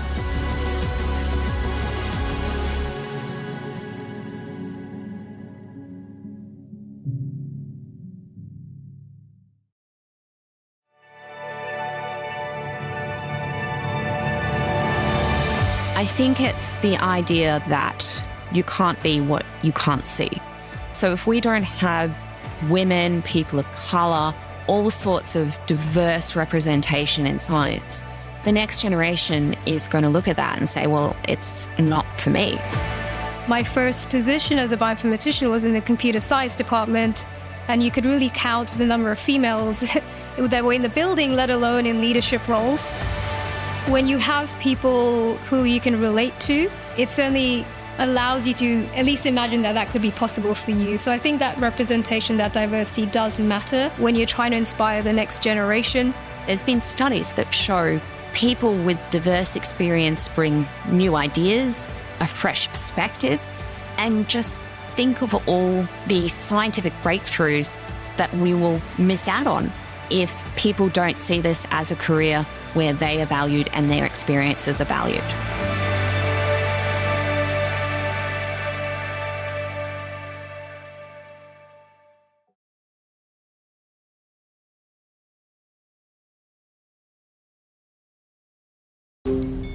Taking medicine in the future could be as simple as eating a salad. The example that we're actually doing at the moment is to have a multiple sclerosis drug in tomatoes so that people with chronic multiple sclerosis could maybe have their Greek salad and have some level of medical protection from the disease.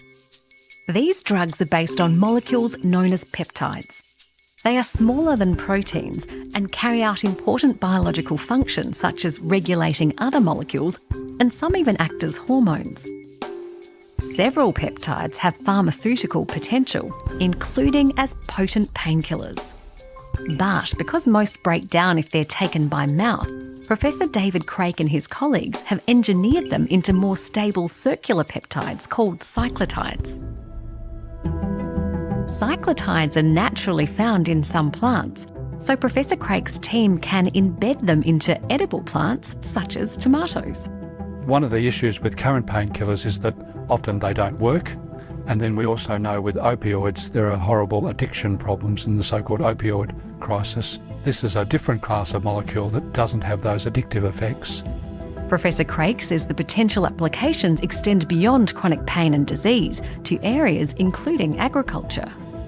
We could be creating a new biofarming industry in Australia where farmers could be, rather than growing a crop that might be worth $100 a tonne, it could be worth $100,000 a tonne by producing a high-value medicine in those plants. The innovation isn't far from becoming reality, with the first crops potentially commercialised in the next few years. Obviously there's lots of regulatory and social and ethical issues that we would need to address in doing this, but I think it does open up a new world for combining agriculture and medicine and delivering medicines in a novel way.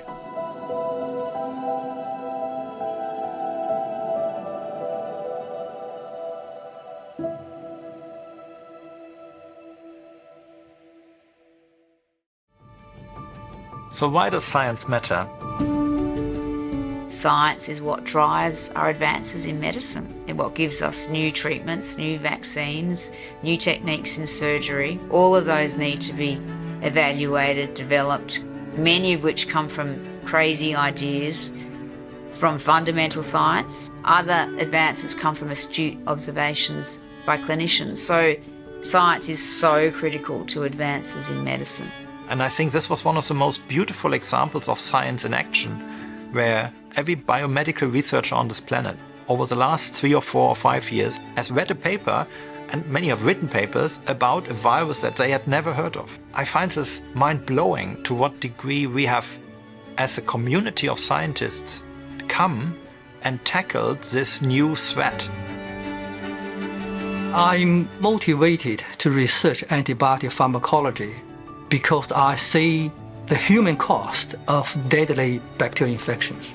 I think science is fundamental to discover the mechanisms, and then we can use the mechanistic findings to develop novel therapeutics.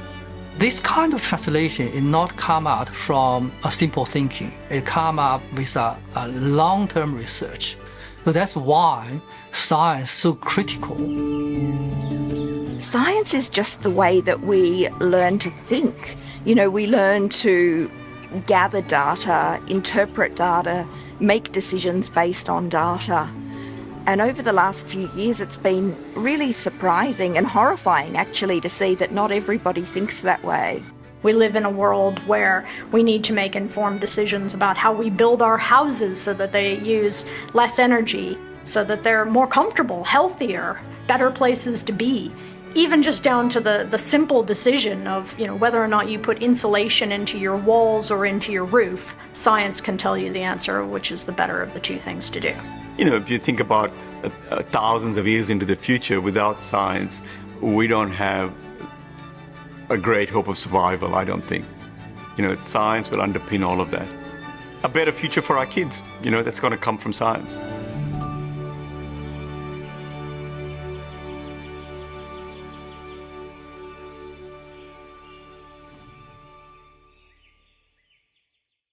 It is my great pleasure to welcome you all here tonight. Good evening. Welcome. I don't know about you, but I'm feeling quite inspired. When we combine the brains of many really clever people, absolutely incredible things can happen. The only event where you can hear the breadth and depth of science from those who have made discoveries. Good morning and welcome to the home of science for Science at the Shine Dome. G'day, how are you? It feels a big thing to be in this dome. The most critical challenges we face require scientific solutions and international collaboration. Advice for anyone watching this? Well, that's very generous of you, Kevin. Please join me to Australian Science. Australian Science.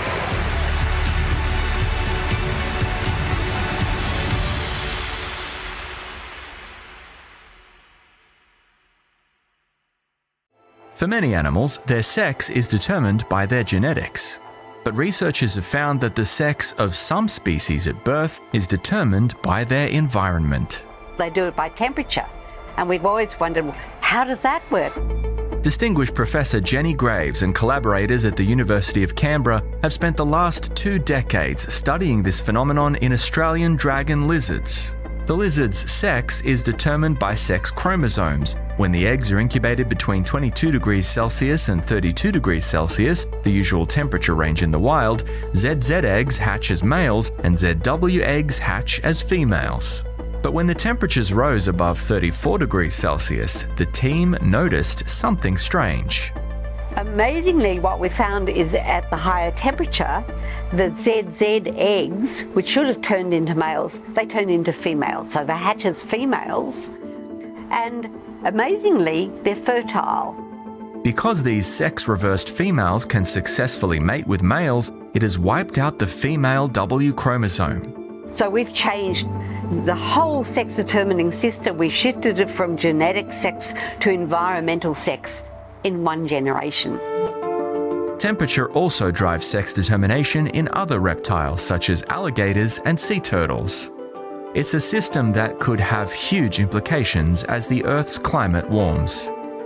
If global climate change keeps on getting hotter, we're going to have all-female lizards. We have all-female turtles and all-male alligators. Not going to work very well. Scientists are now looking at whether different species could adapt to rising temperatures and avoid the disappearance of one sex.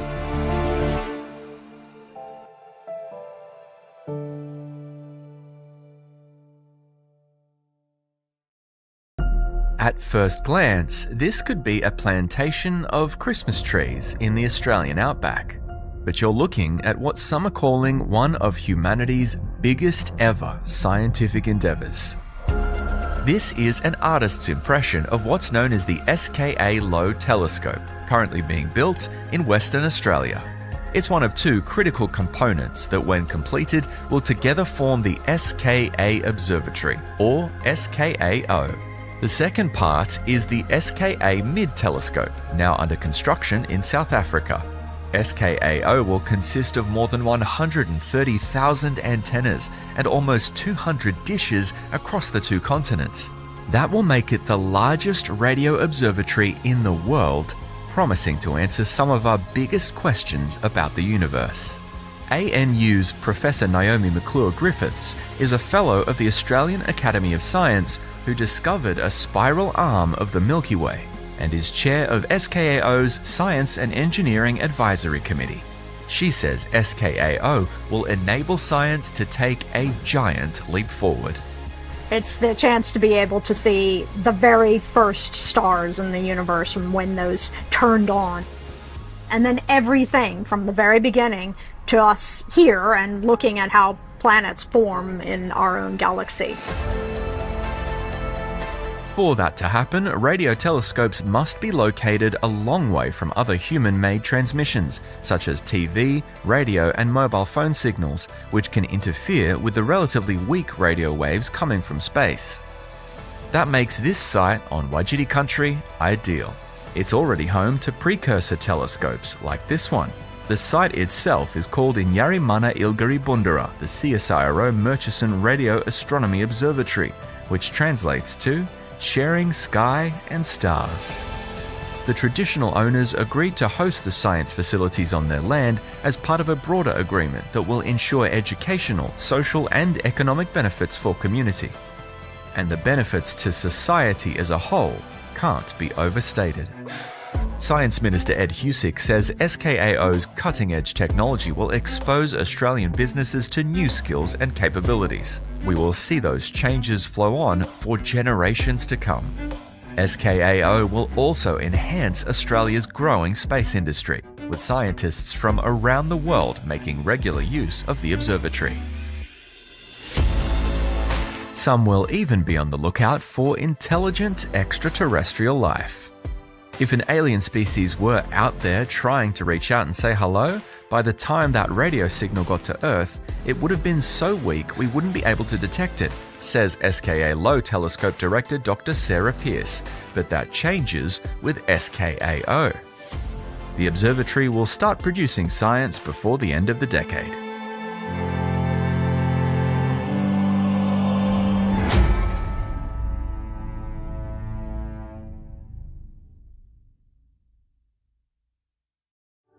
Michael, good to see you after all this time. Good to see you, Robert. About one of my favourite people in Australian history, Mark Oliphant. Would you remind us, what sort of scientific research was he famous for? So when I talk to people who don't know who Mark Oliphant is, I might have casually dropped in conversation, because I don't have the surname, that I'm related to him, and they ask what he did. I say, well, have you got a microwave oven? Because the cavity magnetron, which makes every microwave oven work, was an invention of Mark's team at Birmingham University when he was Professor of Physics there, but more importantly, was invented as a tool for helping the Allies to win the war against the Axis powers, because it's at the centre of microwave radar, which allowed you to take something that used to be housed in a building and put it in the nose of an aircraft. He came back to Australia, which was very interesting, because he could have stayed there indefinitely. Why did he come back? He came back, and lots of people have commented that he really put a torpedo through a very promising and well-remunerated research career by coming back to Australia. The fundamental particles that we use, called protons, are fired by means of this little cyclotron. But he felt that studying science and doing scientific research at a world-class level was an important capability that Australia needed to develop. Let me just quote to illustrate his idealism. He said, "I have a deep confidence in the part which science can play in making us strong and prosperous." He's talking about Australia, of course. "And an idea that the proper use of science within its diverse territories may point the way to a secure and good life for all," for the community. The idealism is so strong. Indeed, the community and the population of the world. And when you think about some of the scientific discoveries he'd been involved with in particle physics, in terms of the team at the Cavendish laboratories at Cambridge that split the atom, his work later on microwave radar at the University of Birmingham, and his work on putting atomic physics into play to, as they felt at the time, win victory in the Second World War. His view of science and learning was fundamentally connected to his view of the well-being of humanity and the advancement of humanity in all fields. There's one paradox, though. He, very peaceful man, as you implied, and I read that quotation, idealistic. And yet he was the one who recognised the problem of the bomb and that the Germans might get it. And he famously, although not in the movie, recently, not in the movie, took the letter to America that made the Manhattan Project happen. You know, was he always happy about having done that, or was he conflicted? So, yes, you make reference to Oppenheimer, the movie, and if you watch the movie, the story, really starts with Ernest Lawrence at Berkeley University in California. And it is true, my grandfather was the one who saw Lawrence as the one who would have the vision but also the political nous to sell the idea of developing the atomic bomb to the Americans, which was the only Allied power that had the finances and scientific capability to carry it off. It was quite clear to everyone. To answer your question, yes, he was conflicted about it, but what he would always say was, what you need to understand is we were in a real war of survival against an ideology manifest in the Nazi regime and Adolf Hitler in Germany. Of course, we're here to celebrate the formation of the Academy of Science, and he was playing such a big part in that move, which they tried to establish in 1901, a long time ago. What did Mark manage to do that no one else could seem to bring off? I think there are several parts to that, but perhaps the most important one, the Royal Society played a fundamental role in connecting people and bringing the importance of scientific research to light and to the public consciousness. So he saw an example that he wanted to follow. He saw an example that he wanted to follow, and he didn't think the answer was to nominate Australians to be Fellows of the Royal Society in London. He wanted an Australian institution which would herald our excellence and which would provide a home, as this place does, for all of those high-level, world-level discussions and debates. That's why he felt it was important. So when the Academy was set up, of course, the Shine Dome was being built, this extraordinary structure. What did Mark say about the design? That was absolutely something that Mark was proud of. As most people know, it was quite a controversial design in its time, notwithstanding that Canberra was still developing architecturally, and many of the national institutions we know in the parliamentary triangle today weren't there when the Shine Dome was originally built. But he was tremendously proud of it, and he saw, I think, the controversy associated with its design as a bit of a wake-up call, which helped him with his narrative about why things were important. Yes, Australia's got its own flying saucer. Australia's got its own flying saucer. Middle of town. And we've dared to do something different. We've dared to be experimental. And we're happy to be proud of it. And the Academy has this wonderful library, but he was strongly involved. In what way? He was very insistent that part of the Academy's offering and part of the Academy's importance as an institution would rely on the information that it held, including about the development of the Academy itself as it went through the decades. So he personally insisted that the design of the building and the budget for running the Academy included strong allowances for a proper library. They conducted most of their business by letter, so that's what this stack of paper over here is. So this is Mark Oliphant's Academy-related correspondence for 1954. I'd be keen to dig into that correspondence a bit. Yes. What do you think he would make of the work of the Academy, were he able to comment today? He'd certainly have views. I think he would hope that the Academy would continue to develop its ability to broker important discussions and provide a platform for a reasoned debate on where the country should go and where the globe should go on some difficult and controversial issues. Thank you. Thanks, Robin. Good to talk.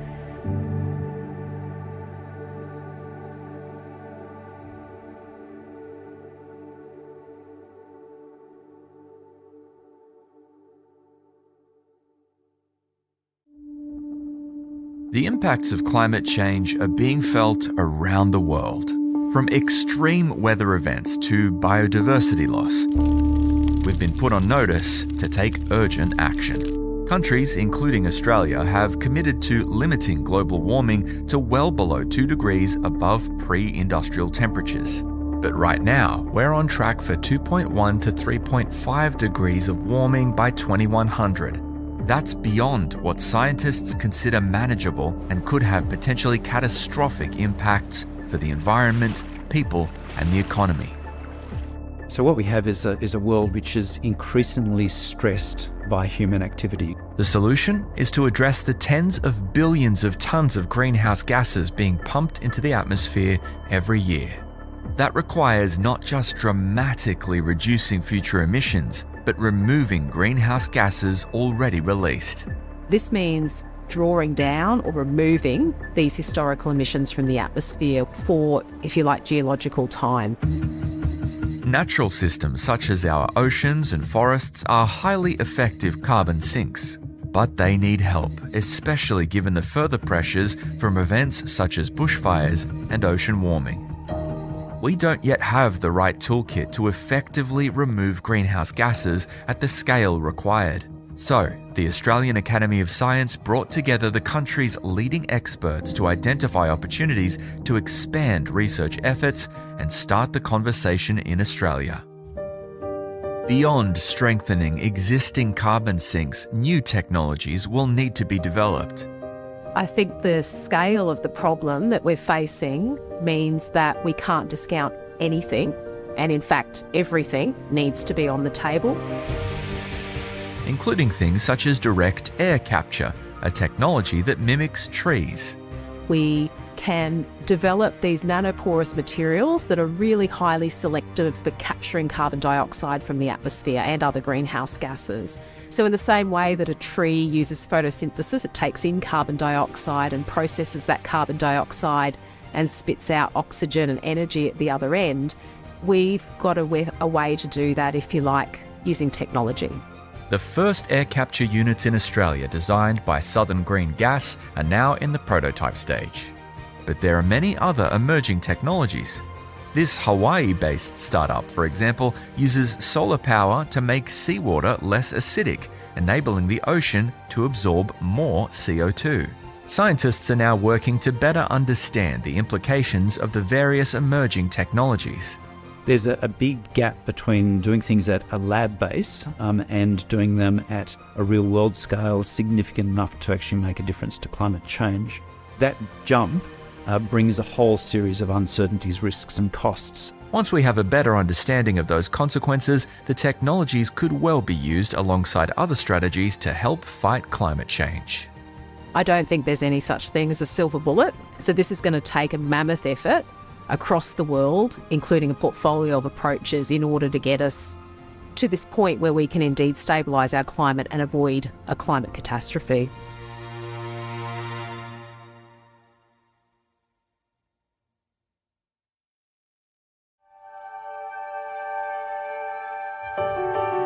You're looking at the largest single dish radio telescope in the world.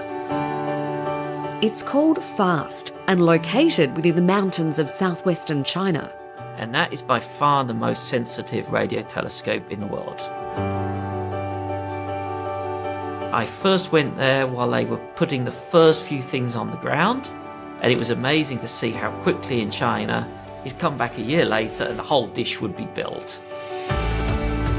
At the heart of FAST is a primary multi-beam receiver designed and built by Australian scientists.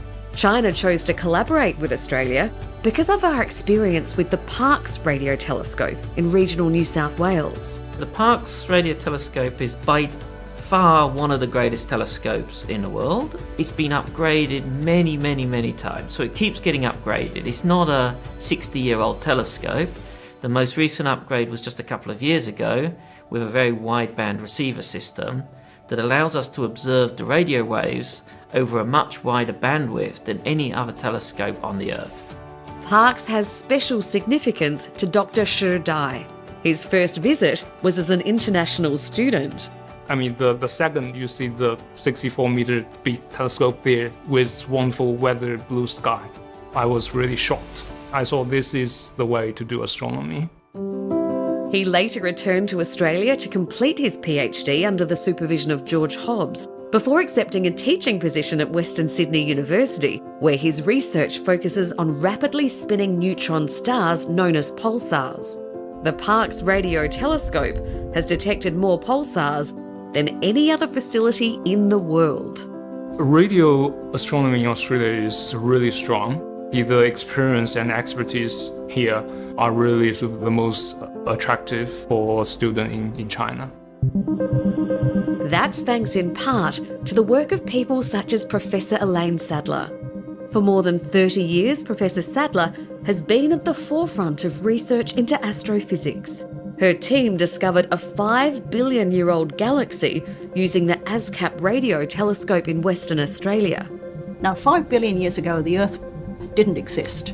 So in the time that signal's been travelling to us from this galaxy, the sun has formed, it's made planets, the Earth has settled down, it's got oceans, life has evolved, we've got a technology, we've built telescopes, and there we are just in time to catch this signal. Professor Sadler started working regularly with Chinese scientists 7 years ago. She says international collaboration is critical to understanding our universe. I think one of the great things about working collaboratively with people is it allows you to build up the trust and the common interests that allow you to make advances in science. Astronomy is a very collaborative science. You can't just do your own research simply on your own. It's about actually exchanging your idea with different people, different background, different expertise. If we don't have that, we're not doing the best science.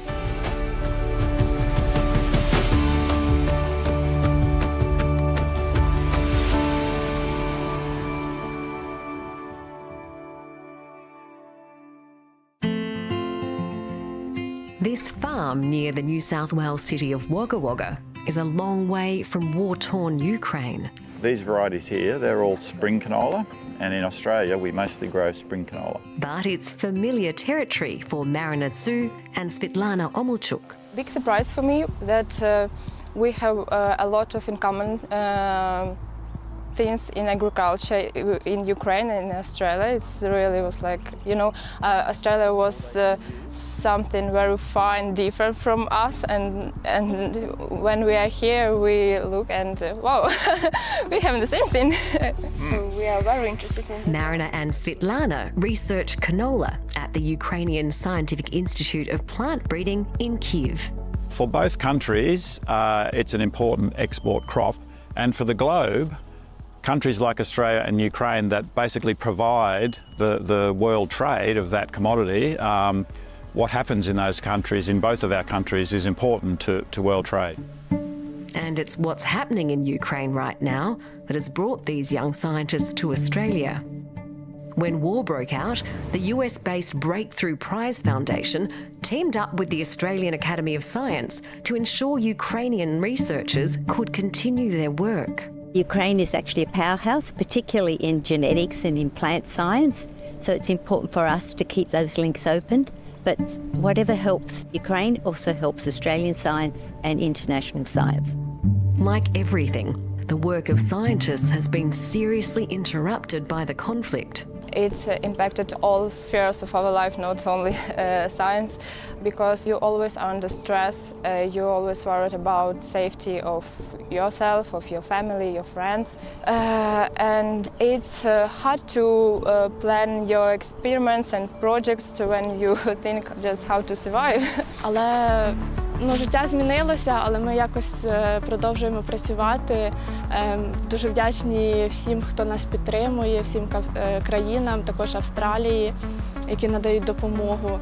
One of their hosts in Australia was CSIRO agricultural scientist and fellow of the Australian Academy of Science, Dr. John Kierkegaard. They told me sometimes they're travelling along roads which have mines. It takes them hours, 10 or more hours to travel safely to see some of their field experiments. Quite challenging, and I found them remarkable, but in their pragmatism and determination to sort of keep the work going. Dr. Kierkegaard had hoped other Ukrainian scientists would join the Australian trip, but fighting-aged men have been barred from leaving Ukraine. Australia has made sure they still have support, including remote access to scientific infrastructure, including supercomputers, microscopes and telescopes. science and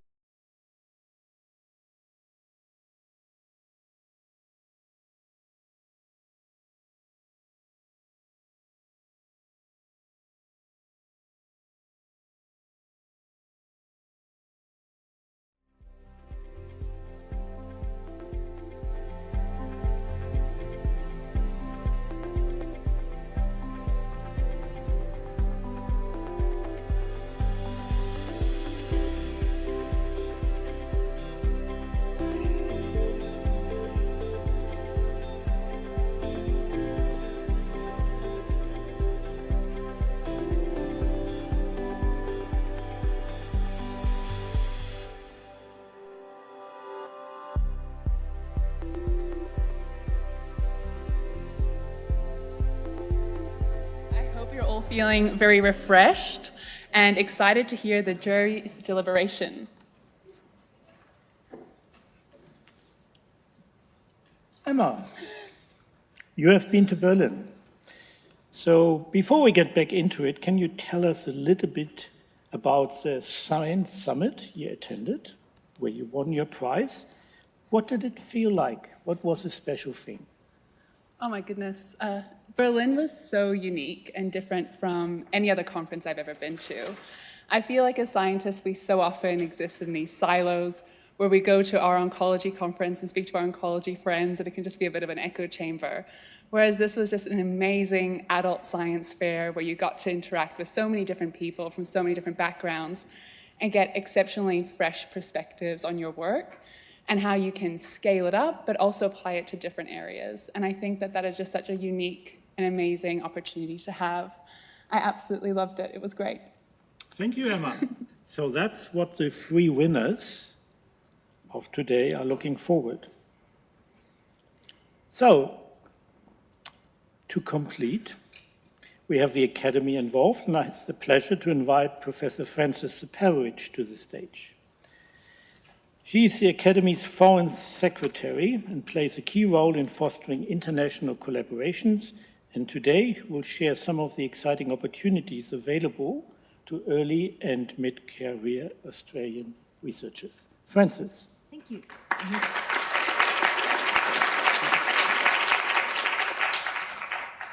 So thank you, Hans and Emma.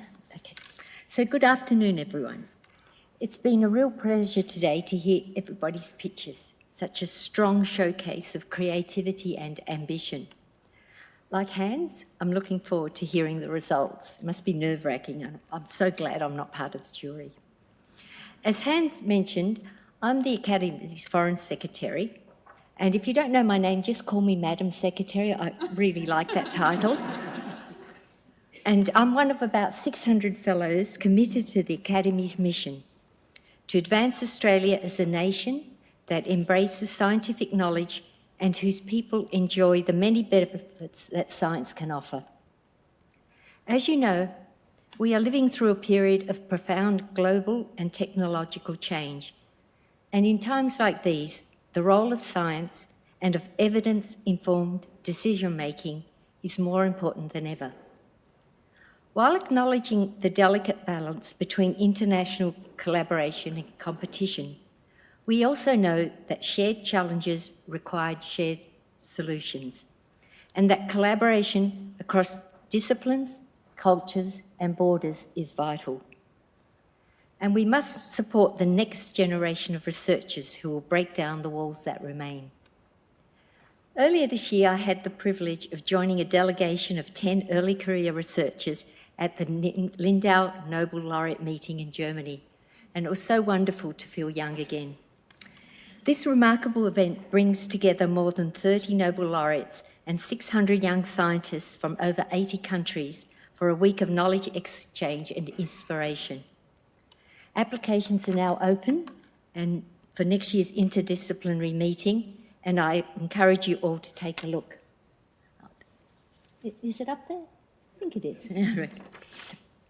So the Academy also manages several other international mobility programs, some on behalf of the Australian Government, including the Australia-India Strategic Research Fund Early and Mid-Career Researcher Fellowships, the Theo Murphy Australia Fund, and the Japan Society for the Promotion of Science postdoctoral fellowships. In fact, I did one of those quite a long time ago. So there's more details available from the Academy's website. So Falling Walls is another wonderful example of international engagement. Today's winners will go on to Berlin, where they'll immerse themselves in the German research landscape and connect with a global community of bold thinkers and emerging leaders. We're excited to follow your journey and to amplify your stories through the Academy's communication channels, and I'll be sure to put them on my posts, so keep an eye out for those. Of course, none of this would be possible without the generous support of our partners, and I'll ask Hans now to welcome them to the stage. So thank you. Thanks very much. Thank you, Francis.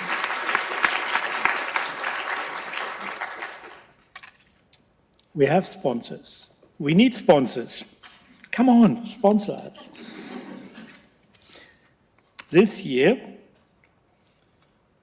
I have the pleasure of welcoming Nishant Shandilia from UAccess Worldwide, who has been one of the long-standing supporters of the event. Nishant, would you like to come to the stage?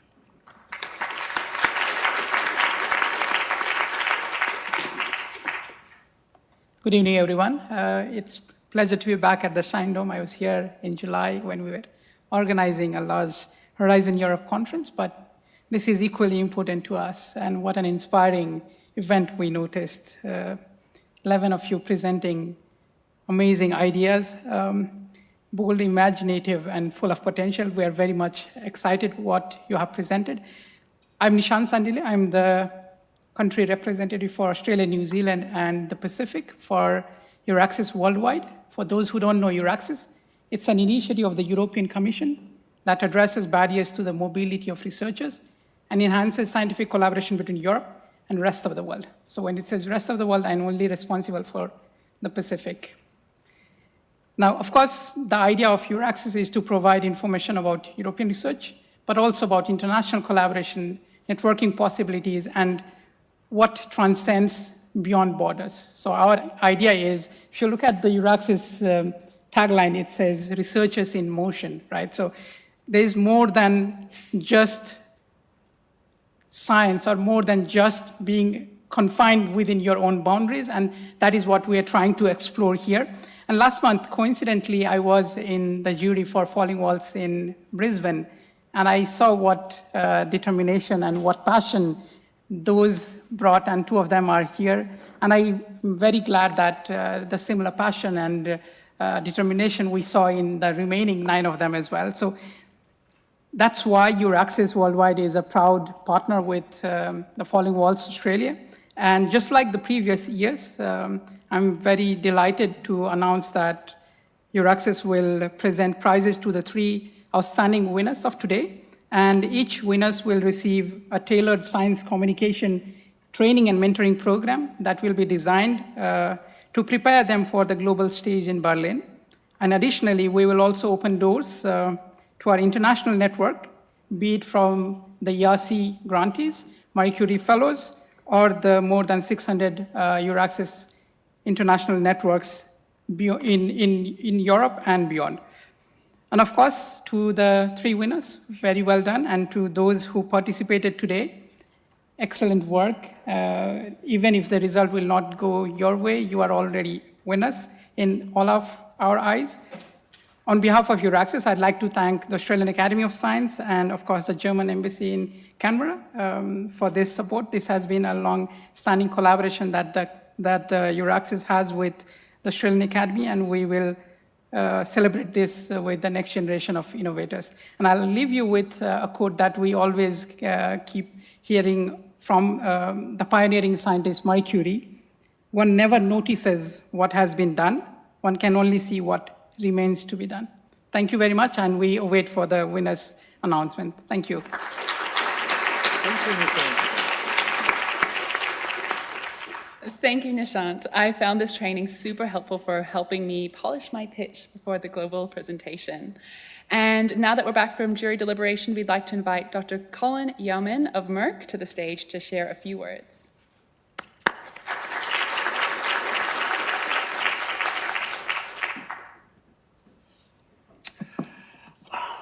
Right, what and afternoon. Fantastic presentations from everyone. So good afternoon, everyone. My name is Colin Yeoman. I'm the Medical Director for Merck for Australia and New Zealand. I'd just like to first acknowledge the traditional custodians of the land, the National Ngunnawal and Lambai people, and also to acknowledge our MCs today, Professor Hans Backer and Dr. Emma Ann Carlson.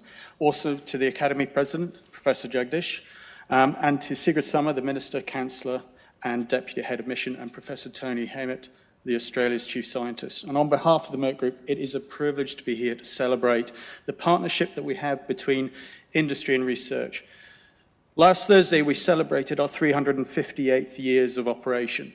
And for those of you who don't know, we span several divisions. We have our healthcare, which is our pharmaceuticals, our life sciences, which provides over 300,000 items to laboratories around the world, and also an electronics division as well. So we're a German specialty innovator, and the science is at the heart of everything we do. And at Merck, we see our role as more than just supplying products. We're here to stand shoulder to shoulder with all the scientists, helping turn bold ideas into a real breakthrough for patients. In preparation for today, I went back to a special moment of mine, probably one of my favorites. Nearly 39, 40 years ago, I was tasked with making toluene, or nitrotoluene. My lab partner, Tommy, was an excitable Glaswegian. He decided that he wanted to make trinitrotoluene. It didn't go well. A wee mouse calculation towards the end of the experiment, and half the bench side disappeared in a cloud of soot. Our operation, or our special project, was completely destroyed. So was the next person's project destroyed, and so on down the line. Now, the good news is nobody actually got hurt. The bad news is that Tommy and I were invited to a weekend chemistry lesson. Now, I learned some valuable lessons that day. Is one, that research can be a powerful force. Sometimes you don't get the answers you're seeking. And also make sure you collaborate with the right partner. And that's exactly what Merck strives to do, is to partner with the researchers around the world, and one that helps progress the science without the unintended soot clouds. So we are proud to support your work with the tools, the expertise, and a shared vision needed to transform research into a real-world impact. So on behalf of the Merck Group, I would like to say it is an absolute honor to support the Academy's Falling Walls initiative. We look forward to our ongoing collaboration, your curiosity, and allowing us to help move science and medicine forward. And I would once again like to commend everyone who presented today. It's scary up here. It's not your natural habitat, but you did an awesome job and you should be well commended. Thank you.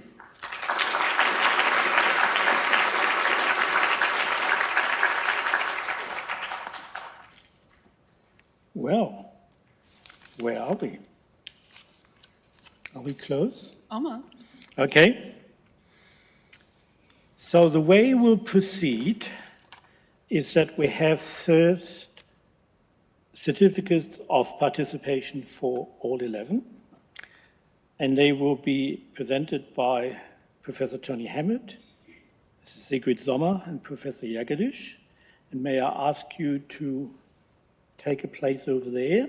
I will read out the name of the participants, and they will get their certificates. So we keep the suspense a little high who is winning, but the jury told me they have made a verdict. So,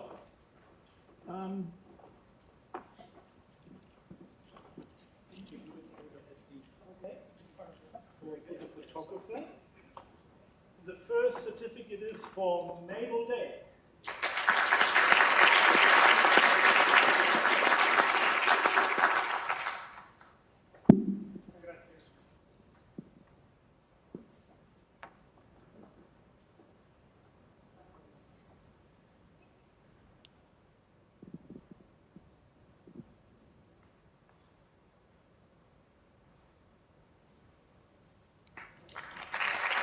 And we have Orian Dre.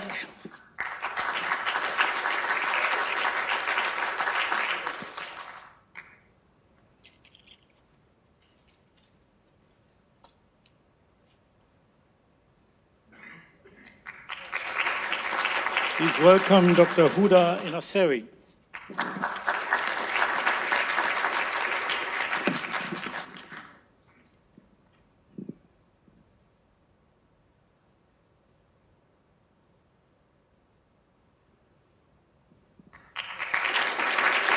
Khoi Nguyen.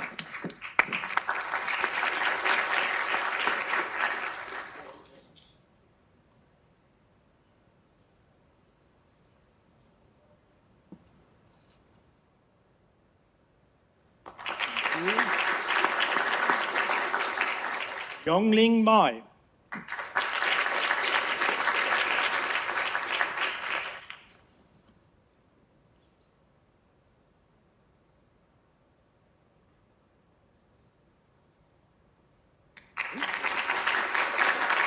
Please welcome Shreta Malik.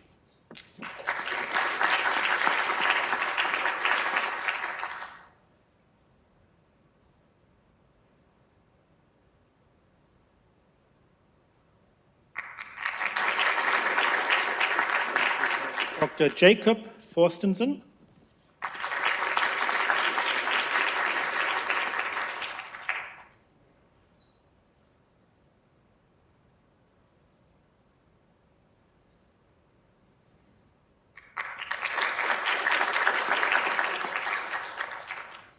We have Dr. Kit Prendergast.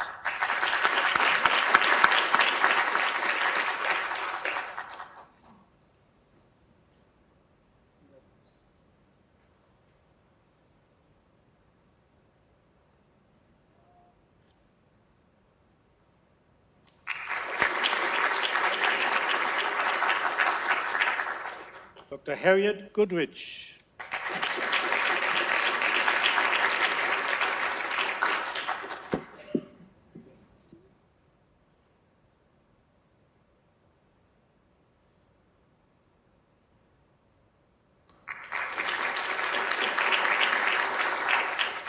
Farel Sepago.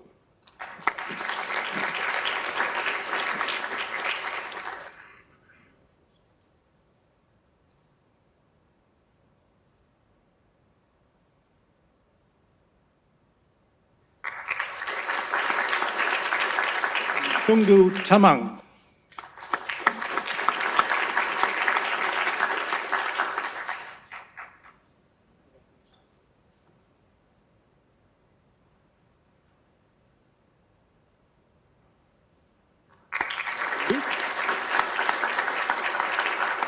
What a great set of ideas, what a great set of presenters. We are no closer yet, but I might ask the chief scientist to do the honors and to announce the winners.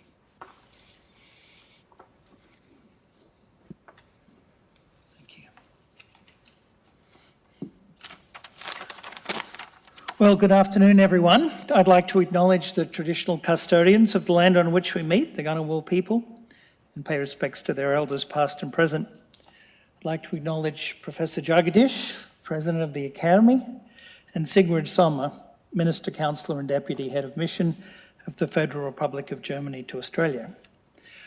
I'm really pleased to be invited here today and to chair the Falling Walls Lab Australia jury. It's been fantastic to hear from these emerging researchers, academics, entrepreneurs and professionals from all over Australia. Australia has such a long history of continuing innovation in this country and includes many thousands of years of Indigenous knowledge. Today we have seen how much potential that innovation and entrepreneurial vision has to supervise Australia's future. They were just great talks. Thank you. Supporting the STEM pipeline is critical for Australia to achieve its productivity ambitions, which you've heard a lot about in the last 2 weeks. Our science system requires continued access to resilient pipelines of diverse scientific talent. And the importance of a platform such as this, as we have today at Falling Walls Labs, cannot be underestimated. So thank you to all the organisers and thank you to all the contestants today and to the distinguished members of the jury who didn't fight too much during the tea break. It has not been an easy job to select the 3 standout projects from so many excellent talks, but in the end we were able to agree. And so now, without further delay, I would like to start by making awards. The first one is the People's Choice Award, the one that you all voted for. And it's my great pleasure to announce that the People's Choice Awards went to Mabel Day.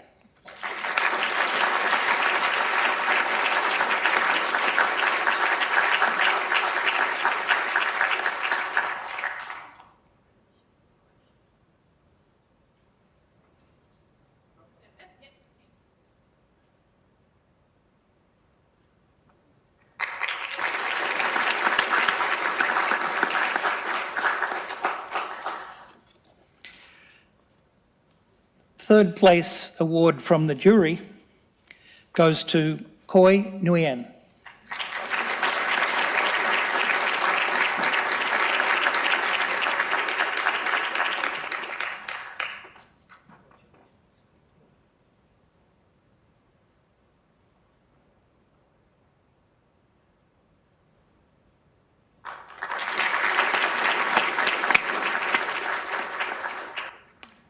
Second place award from the jury goes to Dr. Orian Dre.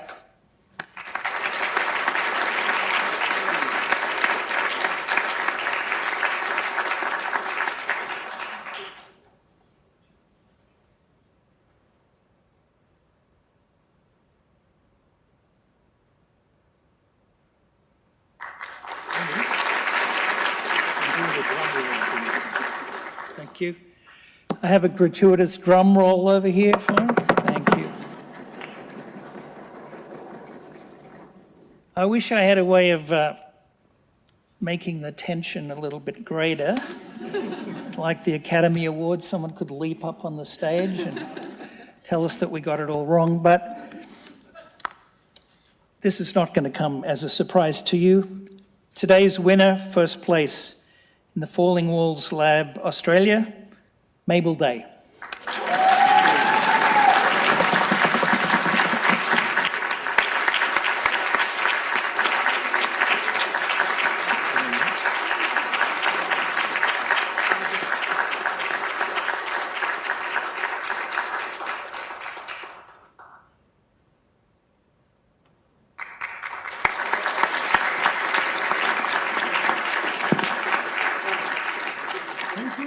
Thank you.